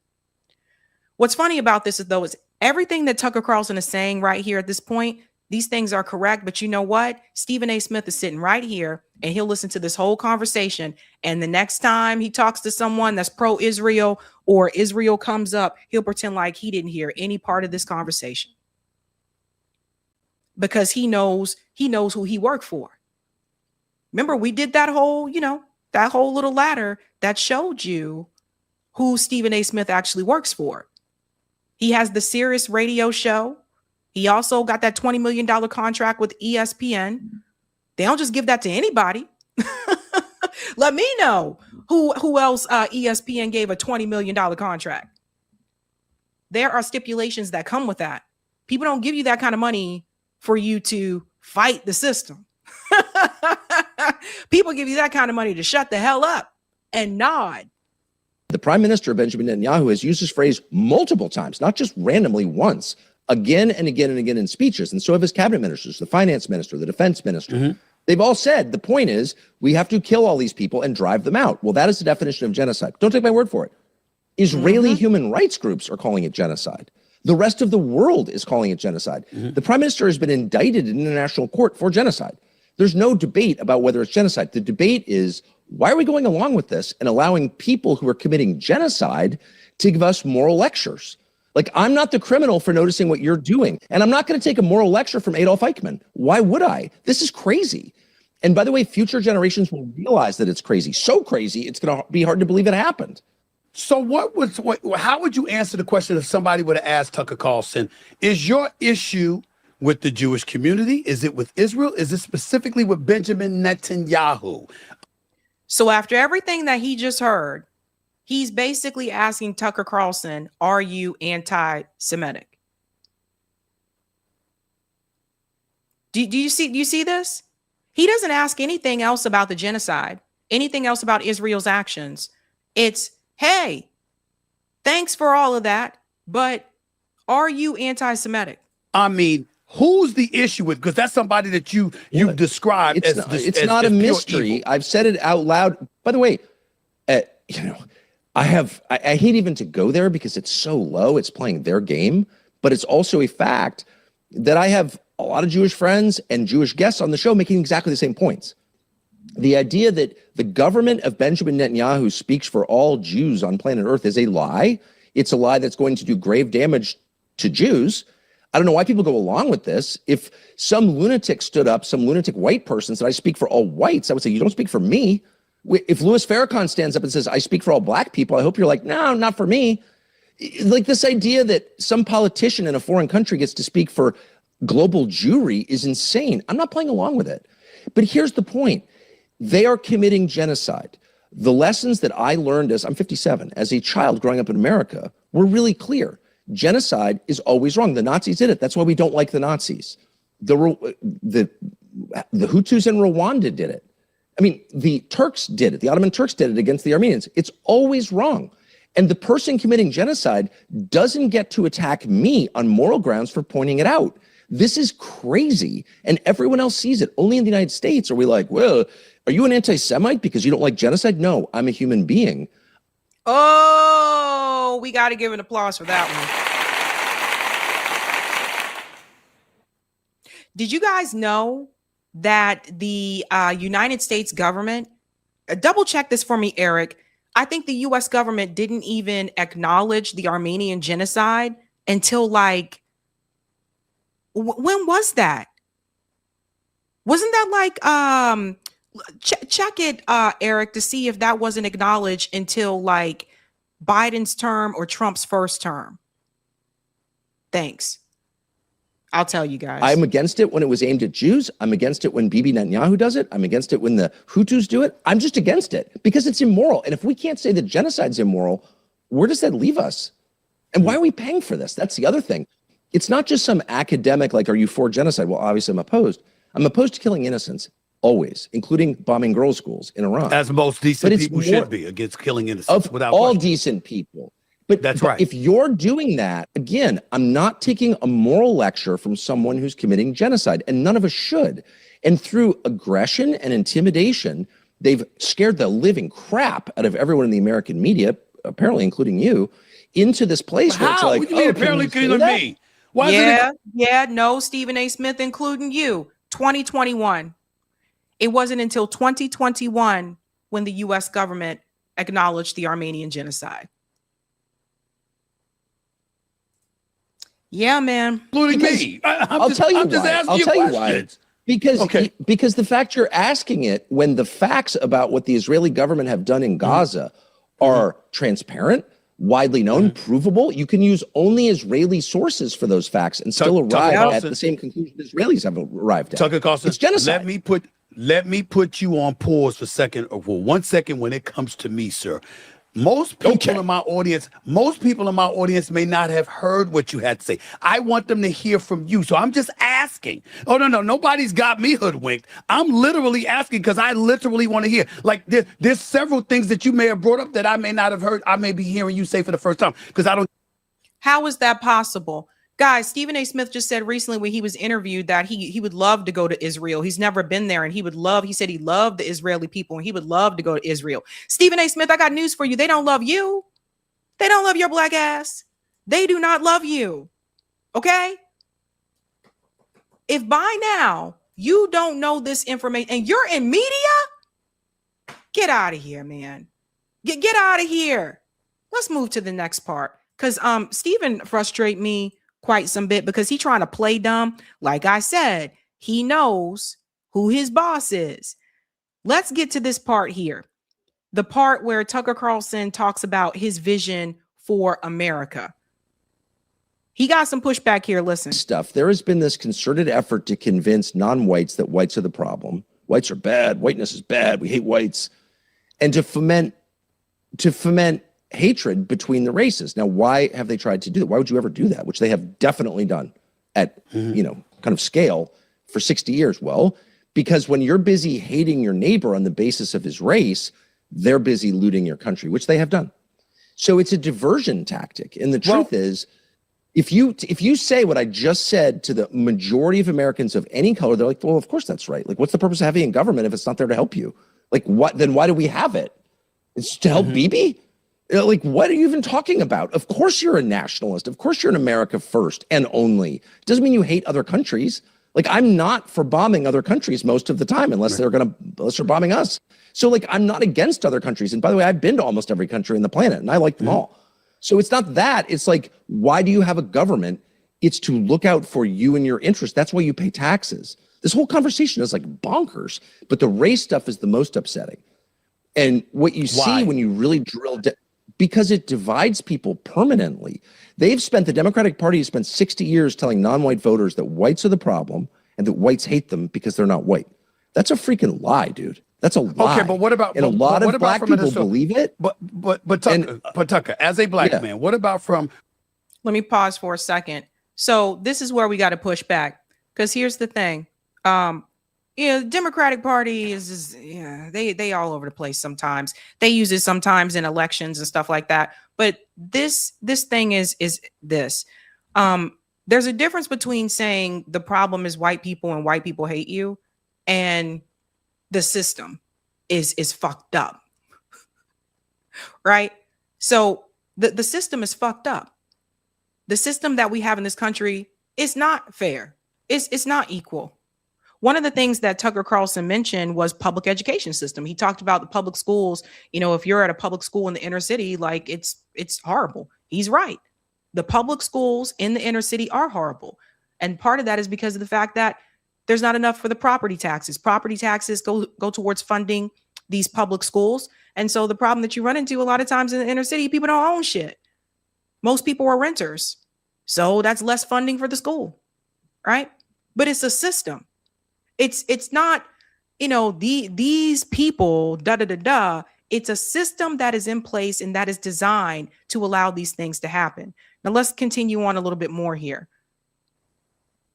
What about from an historical perspective, looking at slavery, looking at Jim Crow laws, looking at the iniquitous acts of a white populace that existed in this country, and simply acknowledging, look, that happened, that existed, and we could never come close to letting something like that happen again, policy or otherwise. What's wrong with doing that? Well, it is happening again.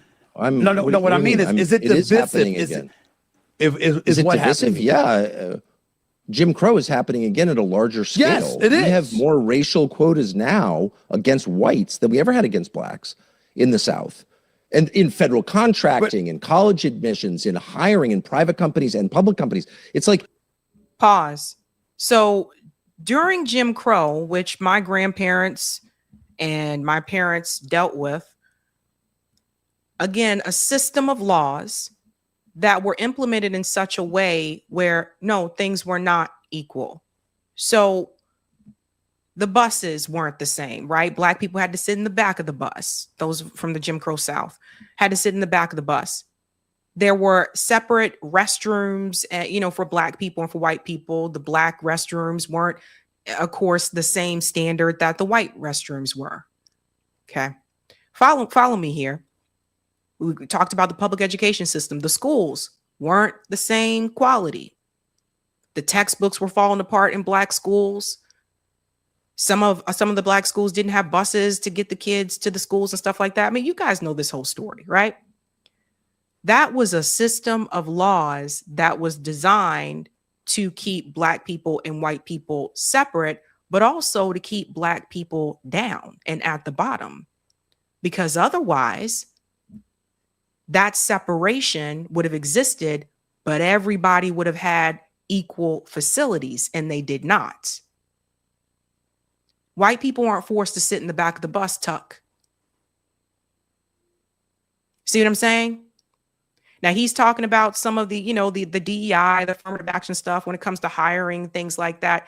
The point that Tucker Carlson missed is that black people as a community have no power. We have no power.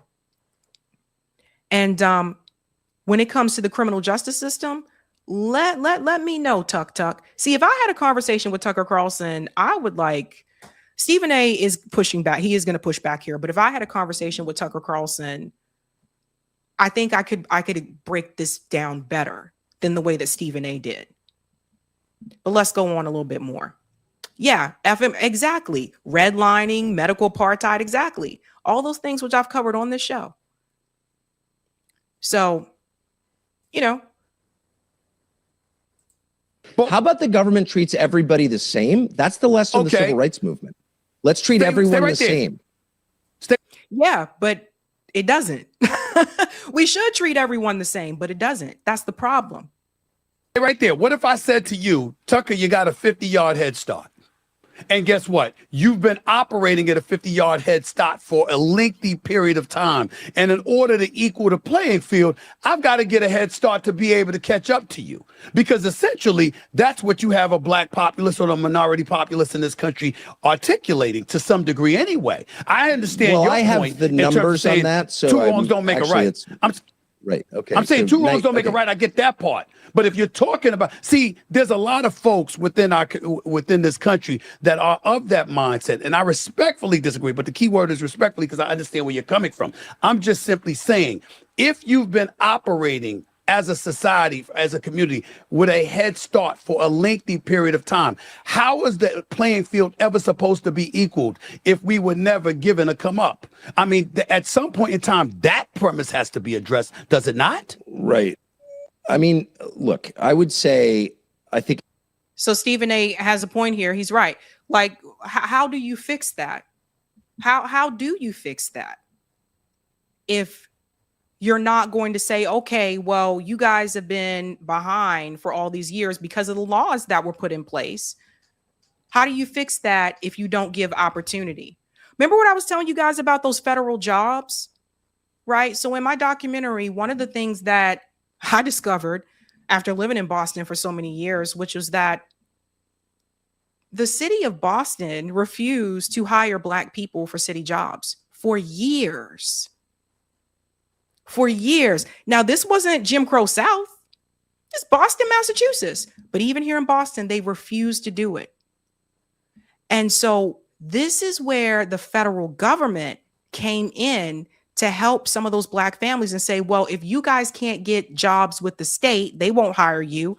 The federal government came in and said, we're going to give you those jobs.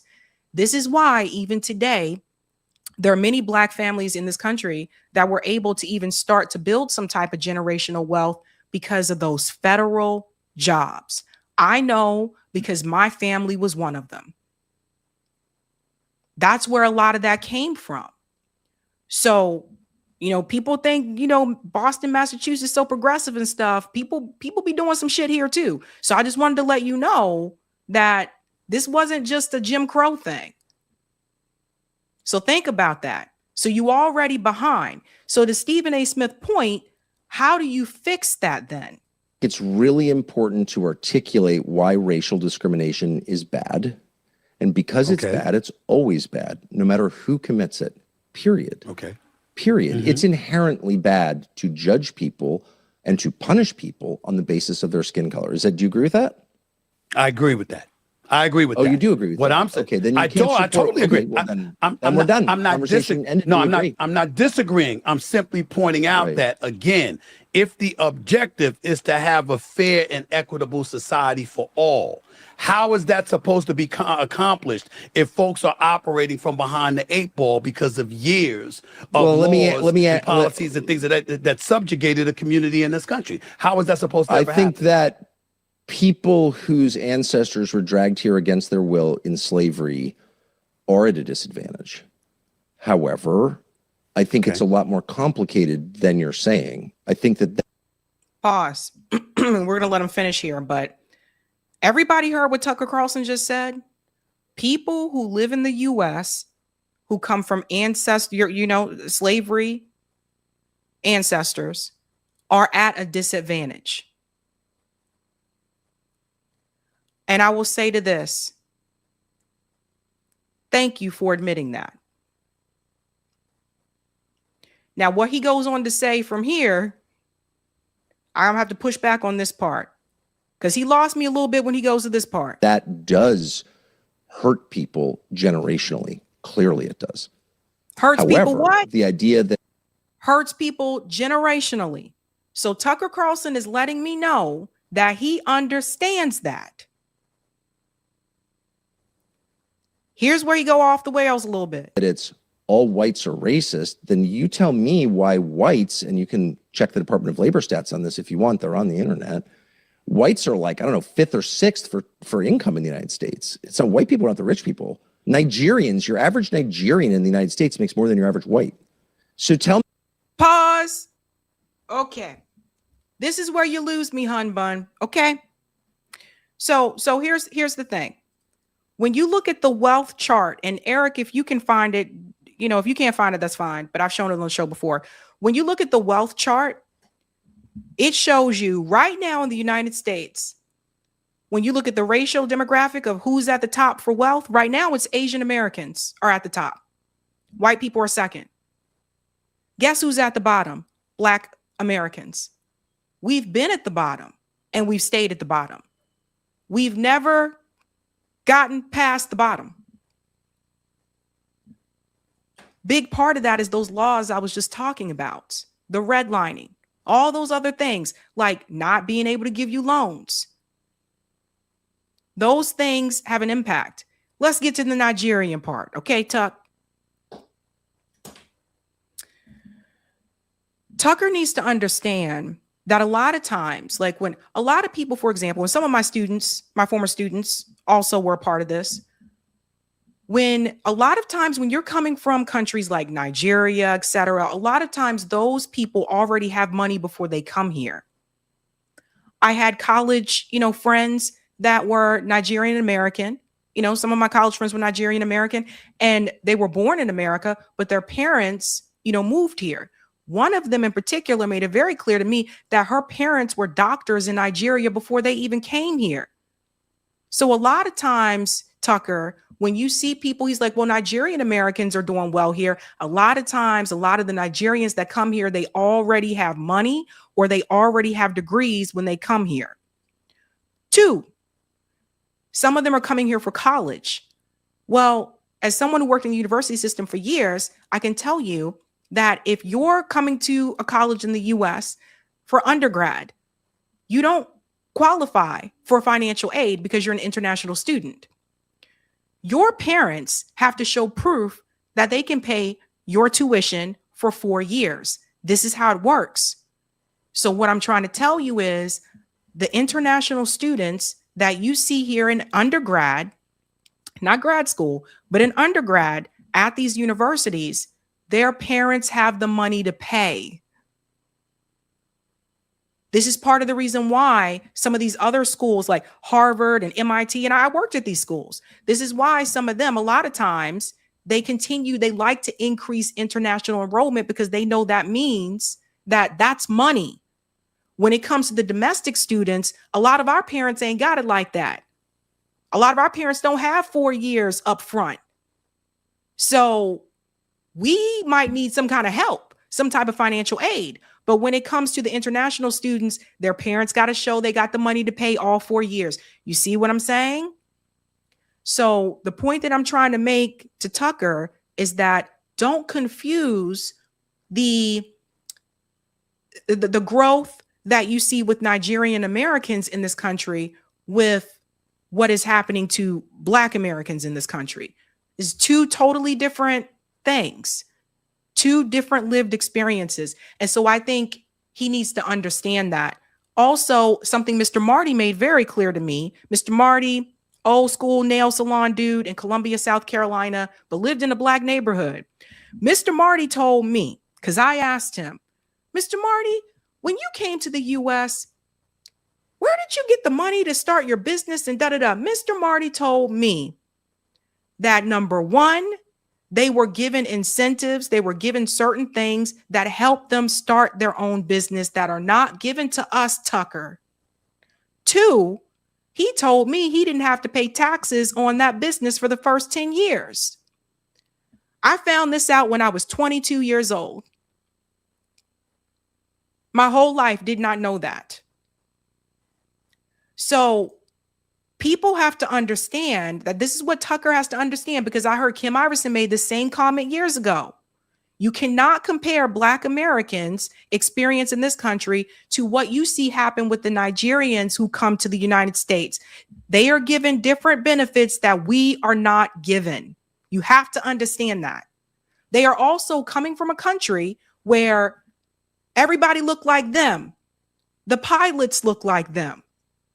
You know what I mean? The flight attendants look like, the doctors look like them, the teachers look like them. That's a totally different experience. Okay? Let's go on. If there's this like system, so I guess what I'm also saying is that like this country has become so genuinely diverse. Like when I was a kid, it was Black people, white people, some Hispanics, very few Asians, and really no one else. And the Black people, their families have been here as long as mine, hundreds of years. I mean, their families were dragged here in colonial times, some of them. So that was a different picture than what we're looking at now. Now we're going to get to a place by the time, in a couple more decades, where the majority of Black people in the United States are not the descendant of American slaves. So then it's like, so do we owe affirmative action to an Eritrean when he arrived? But see, I've done a visa program. I don't think so. So two different things, Tucker. It's kind of like he almost had it. He almost had it. He was like, well, wait a minute. So he realized, it's not, we're two different groups, and that's fine. But you're talking about people coming from a totally different, they're coming from a set of rules that we were not, that we are under in the United States as Black Americans, that my parents, my grandparents were under. They weren't under those set of rules, right? So I think, and I don't expect Tucker to really understand all of this, but I'm just saying, like, there is a difference. And I'm not trying, again, no shade to anybody. I love everybody, but I'm just trying to explain the experience is not the same. And I think, if I had this conversation with Tucker Carlson, I think I would be able to explain it to him in a way that Stephen A. Smith just did not, didn't really break down. And Stephen A. is really sweating here. I don't know what's going on. Like this whole thing is nuts, actually. So the only solution is to say slavery is always wrong. Discrimination on the basis of race is always wrong. And so let's stop doing it because it's wrong. It'd be like saying, and they do say it, well, a lot of people who survived the Nazi genocide moved to Israel and their grandchildren, have a right to be upset about that. Okay, got it. But those same people are committing genocide. So it was wrong when it happened to their grandparents. It's wrong when they're doing it because it's just wrong. There are universal principles that if we don't defend, we will wind up in the world that we left when we started this country, which is the powerful people get to do whatever they want and everyone else has to just deal with it. And I don't want to live in that country. I agree with you. So I think the point that he's trying to make is that people need to focus on the powerful, which Tucker Carlson comes from a wealthy family. But I don't think Tucker Carlson is a billionaire. I think I know all the billionaires by now. I've talked about them enough. But he comes from a wealthy family and that kind of, but I think the point that he's trying to make is that we need to not focus on the things that could divide us that we need to focus on like the common interests and the common enemy, which is, you know, the people at the top, like the billionaire class and all that kind of stuff, the people who have immense power.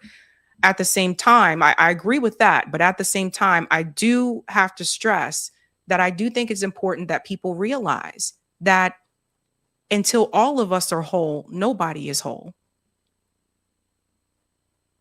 Get me? This is the thing I said about with Gaza as well, right? If Gaza falls, we all fall. There are people in this country that have not been made whole. And they didn't even get into the indigenous population part. But I mean, there are some wrongs that have happened in this country, and you need to right those wrongs. Also, please don't use the comparison of the Israelis committing genocide to, you know, Black people, because we weren't given a state, and we're not committing genocide, and we also are not in power. We're not in a position of power. So let's not make that comparison. But I think I kind of get like the point that he's trying to get to. And I think what Stephen A is trying to say is that let's make sure we acknowledge what has happened. And to that, I also say, make sure we also acknowledge what is happening right now. We have a criminal justice system that is fixed. I don't say it's broken anymore. I say it's fixed. It's working the way it's designed to work. That is not fair. Especially if you ain't got no damn money. The criminal justice system is not trying to work for you if you don't have no money. If you're Black and you're poor, you're really screwed in the criminal justice system. We have a public education system that again, depending on your zip code, depends on the quality of education that you get. I don't think that's fair. I don't think kids should be punished because they grow up poor. So you don't get to have the same type of education as, you know, someone who's 2 towns over from you. How is that fair? There's a number of things like we can talk about when we talk about like wealth inequality and wealth disparities and all those types of things. But I think that it's important for Tucker to understand that there are harms that need to be fixed. And they haven't been. And I also want to add this, you know, some of the things, and I think Stephen did press him on this at some point during the interview. When he talks about that divisiveness, I think Tucker needs to acknowledge that when he was with Fox News, he participated in some of that. He participated in some of that rhetoric. Now I know he ain't with them anymore and all that type of stuff, but I think that also needs to be acknowledged. Because one of the things that Stephen A. Smith said in this interview was that, well, why should people believe that all of a sudden, you know, you've changed your views on said issues when you were around people like Trump and all of them for all this time? Why should people believe you now and all that type of stuff, you know? And that's going to come with this type of, you know, transition. But you guys can watch the full interview yourself. This interview is almost an hour, but you can check it out yourself and, you know, see how else you feel about it. But I think that, you know, it's interesting how things have changed. If someone would have told me years ago that Tucker Carlson would have this position, or that Tucker Carlson and Stephen A. Smith would even be having a conversation, I would have been like, yeah, right. Yeah, right.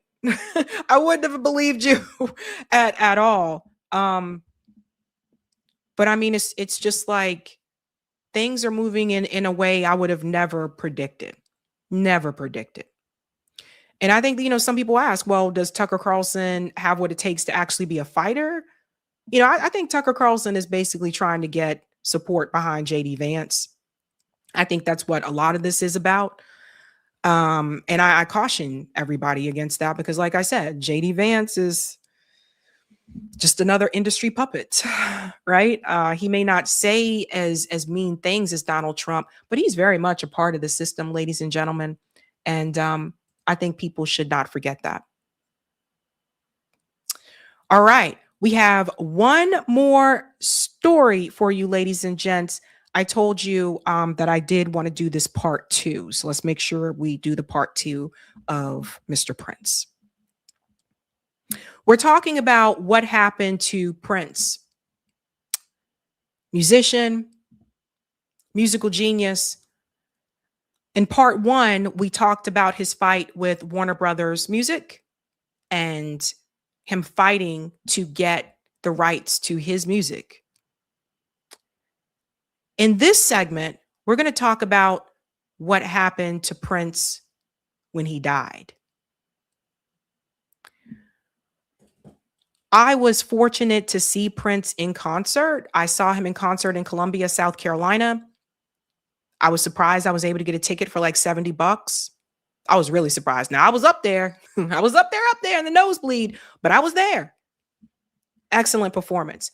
Never will forget that concert in my life.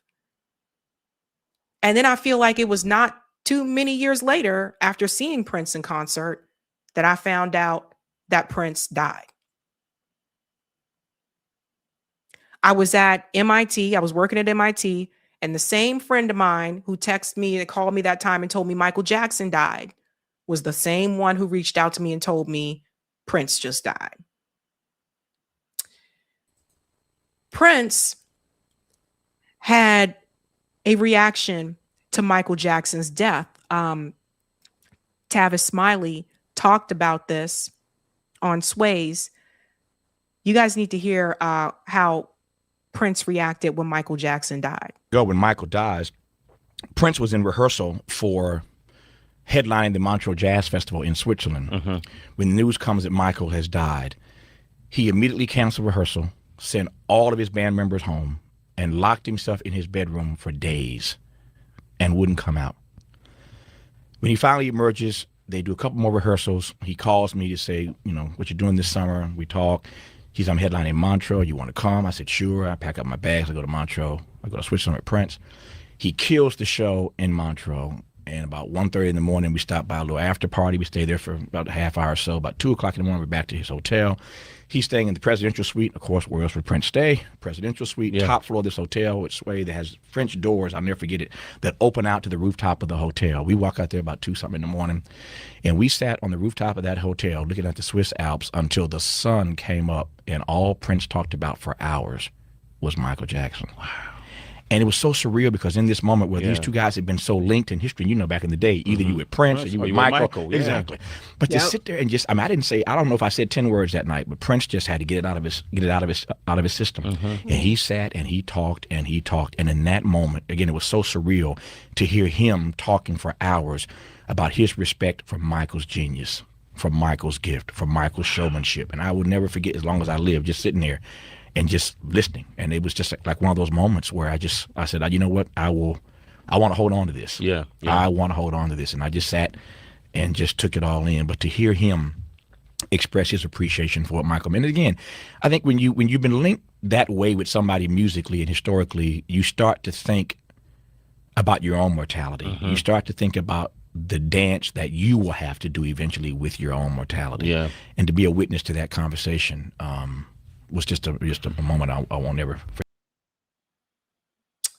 That part there I thought was interesting, how Prince felt when Michael Jackson died, and Prince thinking about his own mortality. And then before you know it, years later, Prince also dying relatively young. Michael Jackson died relatively young. And I remember that day just like it was yesterday.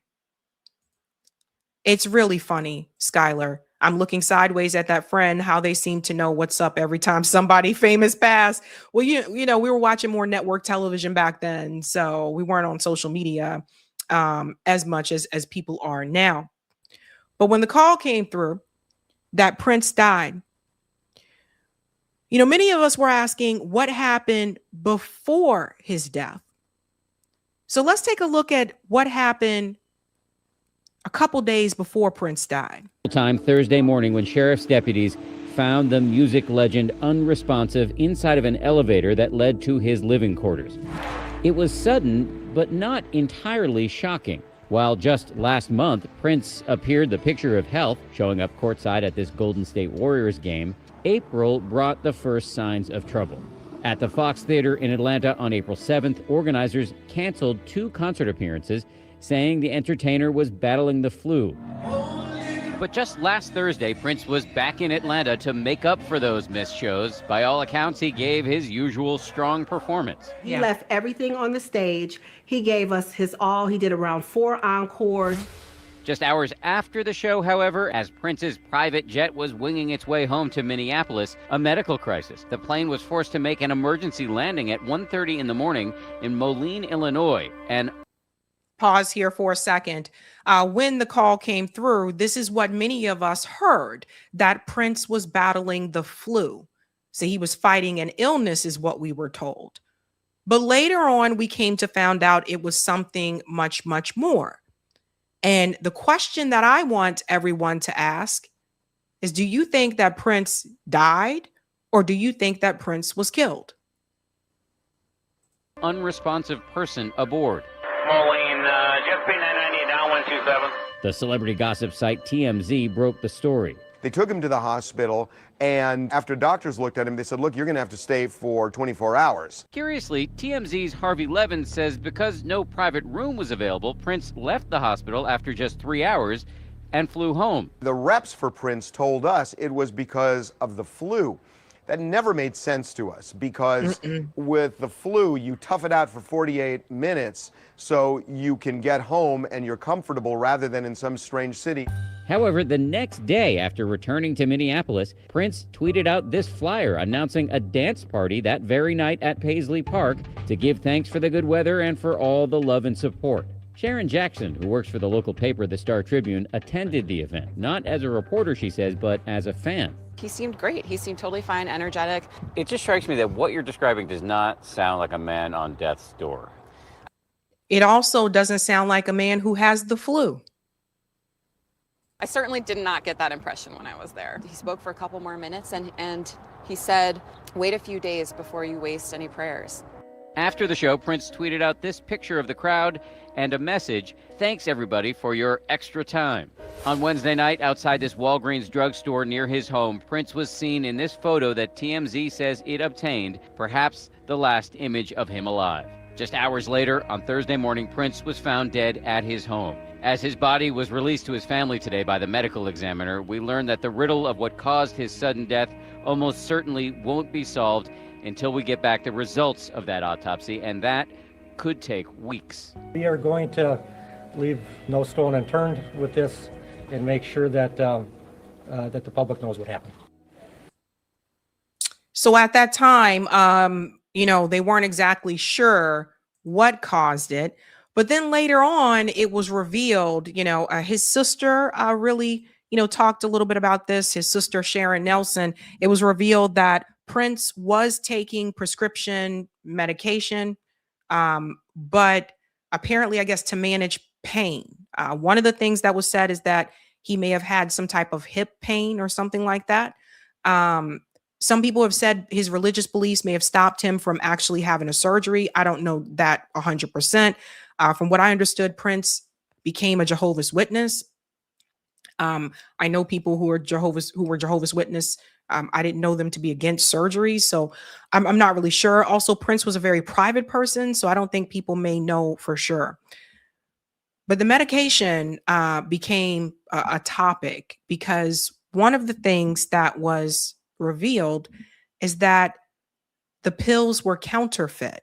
So I'm going to take you into what his sister said here in this special, What Really Killed Prince. Sharon says her half-brother's sudden death was a complete mystery to his family. He said something at the last party he gave. He said, "Don't pray for me yet. I'm all right." And 1 day or 2 days later, he was dead. To get to the bottom of that mystery, police go through every room of the once off-limits estate, and they find bottles filled with pills bearing that stamp, Watson 853. Remember, those were the same opioid pills he had with him during that overdose crisis in Moline. We had a lot of pills that were scattered around, and the Watson 853 is stamped on these pills. And so Watson 853 can be a legitimate pain reliever, similar to Vicodin. But then a huge shock. The coroner's report comes out and reveals that, in fact, Prince did die from an overdose. But the culprit was something that took everyone by surprise, a drug called fentanyl. So one of the things that was revealed was that Prince's medication was counterfeit, that apparently, at least in that bottle that he may have taken from, was counterfeit pills. Now, I don't know. Someone had already mentioned it, like who sold him the pills. I don't know. What I do find interesting, though, is that why would Prince need to get counterfeit pills? Being who he is, why would he need to get counterfeit street pills? Why would he need to do that? I'm also thinking about the years, the time that we were in. You know, this is before the Sackler family actually had to testify in front of Congress. Remember the Sackler family had to testify? I think that was during the pandemic when they had to testify and that was going on for years, where people were dying from, Oxycontin and all that kind of stuff. It took years for the Sackler family to be taken down. And a lot of people died along the way. None of them are in jail. And part of me wondered if Prince was a part of that population that was overprescribed, right? Because the Sackler family just wanted to make money. And they were telling these doctors, give this to your patient, give this, give that, give that. They just wanted to make money, not explaining how potent and how dangerous that medication was at that point in time. So they're saying that Prince actually took fentanyl. But why did Prince have counterfeit pills? And if Prince was, I don't know, let's say addicted to this, which those pills can become very addictive, how was Prince able to go out on tour and do all those performances back to back to back like that? How was he able to do that? Night after night after night. I don't know. Speed up a little bit more here. They talk about what is fentanyl, and then I want to get into how did Prince get fentanyl. But that begs the question. How in the world did Prince obtain this incredibly powerful drug? The startling answer came after investigators tested a sampling of those pills confiscated at Paisley Park. It was revealed that they were not legitimate prescription painkillers at all. They're actually counterfeits, laced with fentanyl instead of the real ingredient. That Watson 853 imprint, a complete fake. Again, where did the pills come from? Who supplied the pills to Prince? Counterfeit pills? And I feel like that question was never answered. It looks the same as a regular pill. And see, that's the danger, because you don't know what you're getting. You're getting a potential death pill. It can kill you. He wouldn't have taken a pill like that at all had he known. But if you're taking it for pain, then you think you're going to get healed, and you're not. You're going to die first. And it's not just Prince. Many other unsuspecting Americans have fallen prey to black market counterfeit pills. Black market counterfeit pills. So they go on to talk about others as well. I want to get to this one here. Did Prince know what he was taking? Did he know that it was fentanyl in those pills? But according to the Star Tribune, investigators are leaning toward the theory that he took the pills, not knowing they contain the drug.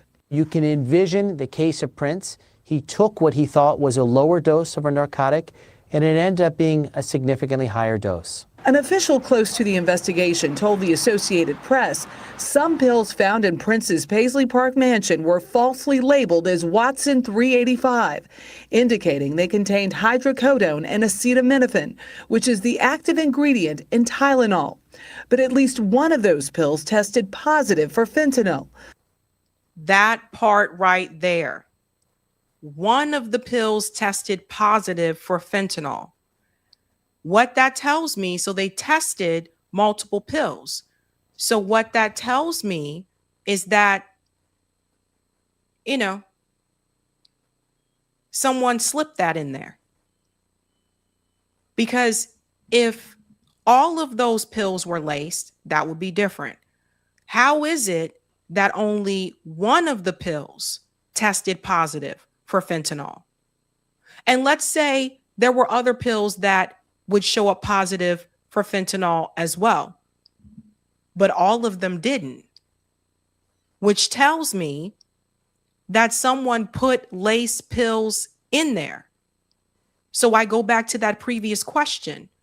Who supplied the pills to Prince? And why would someone do that?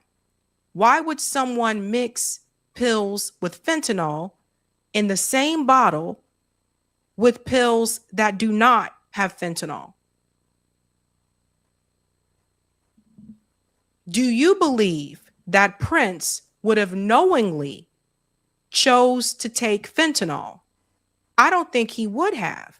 Prince was kind of known for being like, this healthy kind of dude. I don't even think Prince ate meat. Wasn't that like a thing before? Like one of his interviews, I think Prince said that he didn't eat meat and all that type of stuff. He seemed to be very healthy, right? I told you in part 1 that Prince was warning artists to be careful about the labels, to try to be independent. It wasn't long after that before he died.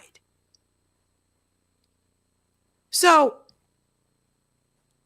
can I say 100% I know for certain that Prince was killed by someone? No, I don't know 100% for certain. But if you are trying to secretly take fentanyl via prescription, these pills in a prescription bottle, if that were the case, why would some of the pills not be fentanyl, but some of them would be fentanyl? Because if you're secretly trying to take fentanyl pills and they're in a prescription bottle, wouldn't all of those pills be fentanyl? Nobody ever asked about this? This is what, kind of still stuck with me till that day.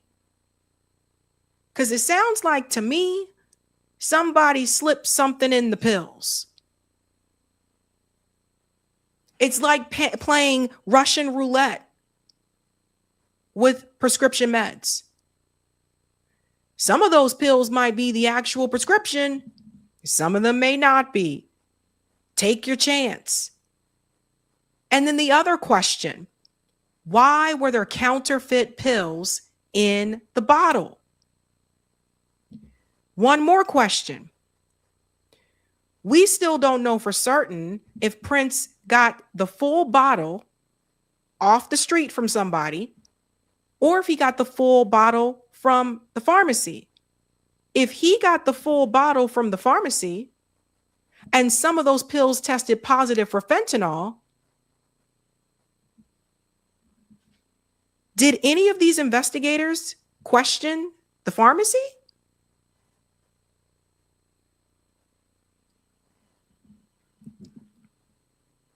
Anybody?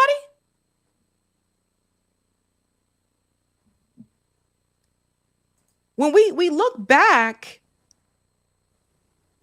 we'll let this finish, and I'll go back to the bottle.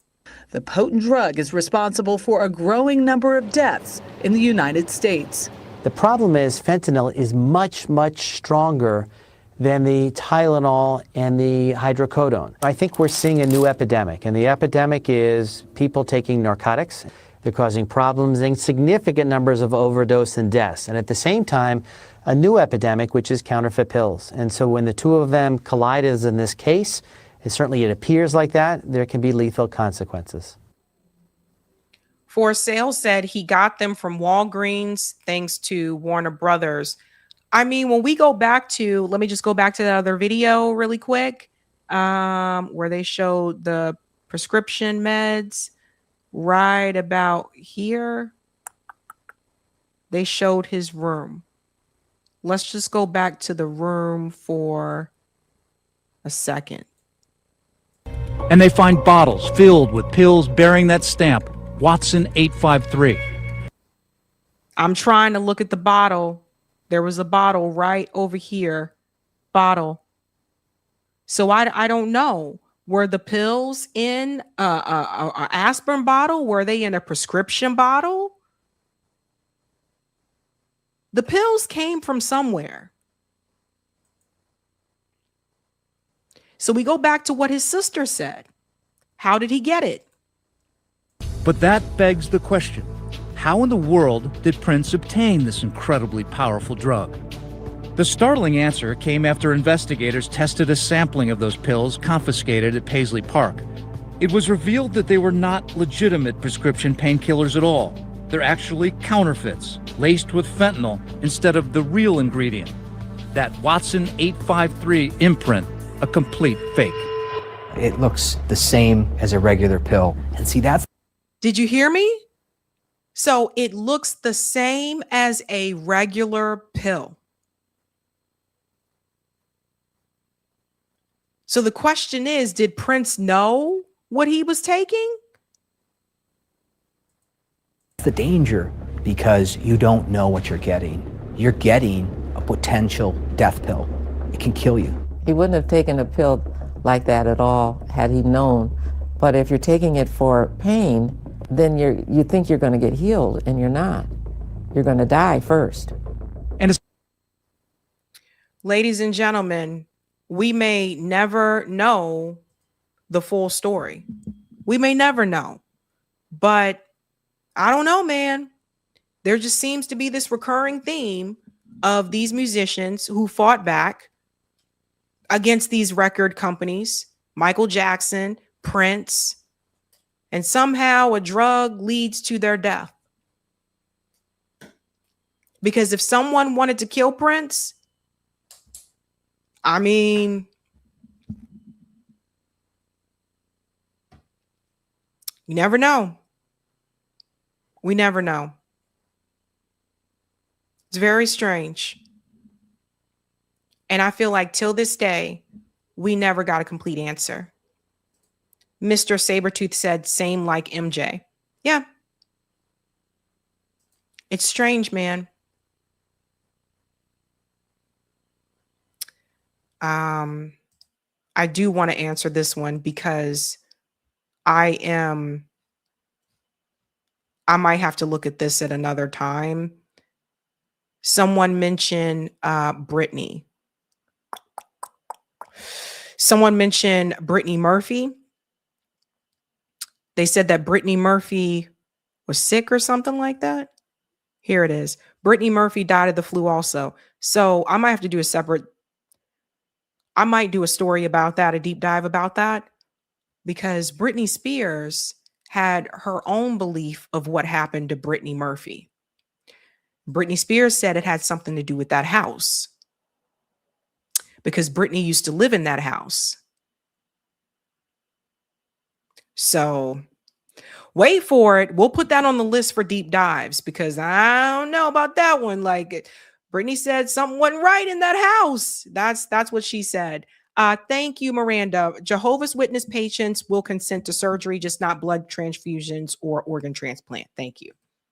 Thank you so much for that. Quick reminders, ladies and gents, and then Eric's going to close out. Dun, dun, dun. Our back to school event is back. It's that time of year again. Boston Mutual Aid, guys, we are doing our annual back to school donation event. Will be at Torch Life Recovery in Roxbury, August 15th at 12 p.m. Eastern. And we're going to donate school supplies, host games for the kids, the students, and provide lunch. Please help donate if you can. So you guys know we do this once a year. If you've been rocking with me for a while, this is a mutual aid group, Boston Mutual Aid. I'm going to share the link if you guys want to donate.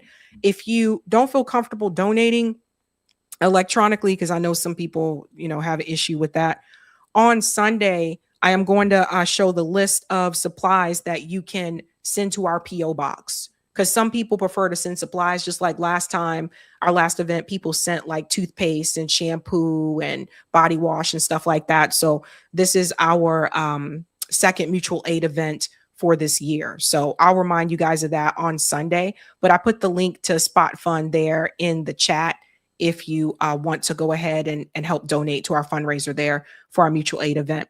And we do donate too, by the way. People ask sometimes, like, do we, like members of Boston Mutual Aid, donate? Yeah, we donate too. And then quick reminder, if you're attending the mutual aid workshop, that is going to be this Saturday. I will teach you how to do mutual aid. That's at 11 a.m. Eastern time. I've already sent out the reminders via my Substack newsletter. I sent one Monday night and Wednesday afternoon. I'll send the final one tomorrow, and then that'll be the last reminder. And then I'll just see you in the Zoom virtual room on Saturday morning. So looking forward to that, ladies and gents. So I'll see you guys on the flip side Sunday. Eric is going to close out the show, and guys, just a reminder, we need fighters. And I'm glad your back to school event isn't until August 15th, because I'm like, back to school. It's like, and we're seeing commercials now for back to school stuff. It's like it's July. It's too early. Talk about back to school in July. Yeah, it's too early. Let people enjoy the summer. Oh my God. I know you're just giving a heads up. Yeah. I'm like, good grief, man. Just give one of those like back in my day type things. I mean, I don't know, back in my day, you didn't even talk about back to school till September. Yeah. Well, it's interesting because like down south, like school started in August. But in the Northeast, it starts here after Labor Day. It starts in September. That's how it always used to be. Yeah. Yeah. But now it's, now it's all September now too. And that's a whole nother subject. There was one question, let's see, related for you here as a super chat. I think it was a super chat, Libertarian Social Democrat, asking if you thought Luther Vandross was unalived. I'm not certain. From what I understood, Luther Vandross wasn't feeling well, that he might have been sick. But I'm not sure. I'd have to look into that one. That might be a good one to talk to Dwan B about. Libertarian Social Democrat. Dwan B might know more about that. If you look up his channel, Dwan B, I showed him on here before when he was talking about Whitney Houston and Clive Davis.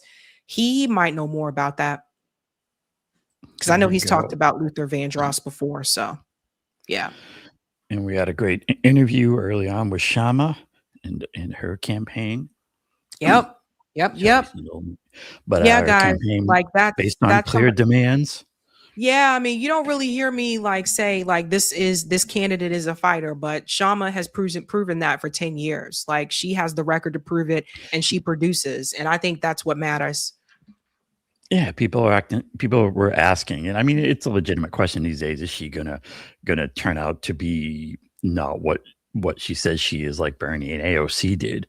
But she has a long track record. I mean, she's been in there. If you investigate her history at all, you'll see that she's not gonna change. I mean, she was there over 10 years, man, over 10 years, and then started Workers Strike Back, and like I said, she's done a lot. Can you imagine her on the floor of Congress? That will be something. That would be epic. So just for that is worth it to just get her elected. I mean, it would that would be something. and also, and like I said, you may not agree with every one of Kshama's policies, but I would hope you can agree she's 10 times better than Adam Smith. Warmonger Central there. All right, we'll let you get on with your Thursday, and we'll wrap up some super chats. All righty. Thank you. Thank you, Eric. And bye, guys. Oh, Eric, if you want to show people those results, you can. I forgot to put up that Pew Research thing that you were talking about. But if you want to show people, you can. But bye, guys. Have a good night. Keep up the fight. All right. So Eric T. Red here, coming from the background into the foreground. I'll see about... we got some super chats in the queue that we want to knock off and get read out here. Also, what was I thinking of? There's the show theme. I always like to talk a second about the show theme. The We Need Fighters theme, and I think one way to frame it is we need fighters for the 99% is what it comes down to. Sometimes when people talk about members in Congress, especially Democrats in Congress, and they say like they're incompetent, they're dumb, they're not fighters, and I usually push back on that a little bit, in that Democratic members of Congress are fighters, and they get stuff done. They're very effective. They're just not getting stuff done for us. they're fighters, and they're very effective for the billionaires, for the huge corporations. That's who they work for. So it's really key, about interests, right? Are they working for our interests, or are they working for the billionaire interests? So that's a big thing, the two sets of interests. Sabby already also mentioned during the show, like the rotating villains. And, it's all these games they play to confuse us about what's really going on. There's a concept of rotating villains where they'll pick out, there's certain ones, certain Democrats will be, well, golly gee, there's just these certain ones that just happen to vote that way, and it couldn't get it passed for the 99%. And they'll change up who it is. That's kind of the rotating part, because they don't necessarily want to be the same people who are the quote unquote villain in the game. And so, this time it was this 6 or 7 or 8. And then the next time, it was these other 3 that voted the wrong way. It's so weird how it worked out. And, what's really happening is these things are being worked out in, these are called them back rooms, but I mean, it's not even so secret. It's really just about interest, and it's about getting these things done for those mega corporations, the war machine, the billionaire class. It's how power operates, and it's really important to always connect it to the billionaires in that billionaire class. And the interest part of it are really important. Let me just bring up quickly here. If you go to one of the really good ones, one of the good things to really key in on, and this is what we get into with 11 demands. Let's see if I can show that. Here we go. This is 11demands.org, which those of you who have seen things here before should be somewhat familiar with. But there are these 11 demands Substack articles, and one of the favorite ones, in my book, is that whole 2 sets of interests. And it's just really important to always connect what's happening to where the buck stops, who's really in charge, who really has the power and calls the shots. In our system these days, it is that billionaire class. Any analysis of how these things are happening, why they're happening, why the wars are happening, why we don't have decent health care, why the economic system sucks, why even the education system sucks for most of the population. It's because of who's in charge. It's about a whole system that's set up to increase the wealth of the billionaire class, and they use their wealth to corrupt the system in their favor. Then we come to the question of, what do we do about that, right? What it's going to take to deal with that is, if we go back to the lead page, is the mass movement based on clear demands with a strong focus on corruption. So that's where MCDS comes in, money, corruption, demand solutions, focus on the money, connected to the corruption. Our Congress works on corruption, have clear demands. Why we like what Kshama's doing so much is because she has clear demands. You bring it up on her website, and it's right there, the demands and the corruptions and the solutions. Electing people like Kshama Sawant is part of it. It's not like the complete answer to it, but it's part of a greater movement is to elect people like that, but also just to have a big movement that thinks this way, that operates this way. That's what we're trying to do around these parts with MCDS and 11 demands. We all have a role to play in it, and we want to be thinking about how we can be organizing around these things and making it into a real thing, into a real movement. All right, so that's our little 11 demands, little pitch for tonight. Super chats, and maybe we'll even connect some of these into MCDS. Let's see. All right, thanks for this one, Dublin, saying to Sabby, thank you for all that you do. And Sabby appreciates that. And thank you, Dublin. I see you out there in the chat. We like our regulars, definitely. Thanks for this one, Mika Wolfbear, who says, check out MTG's explanation of how the vote works. Not all no's are equal. Thomas Massie was the only Republican who voted a complete no. Yeah, and getting into the amendments, how they vote on the amendments. It's what's happening in Congress is just so far away from a real system that really represents the people and the democracy. There's so many games, there's so many things they play. These omnibus bills, there's just so much room for reform and fixing that. It's not funny. These huge bills shouldn't even be a thing. I mean, that's a good demand even right there as far as how Congress operates. Bills should be simple, single subject, things like that. And I'm still I like a lot of what Thomas Massie and Ro Khanna are saying on these things, but they need to exit those corrupt parties and form something new before I think they're really going to get anything done. I'd say to any elected member of the Democratic Party or the Republican Party, why are you a member of a genocidal party? Start with exiting that.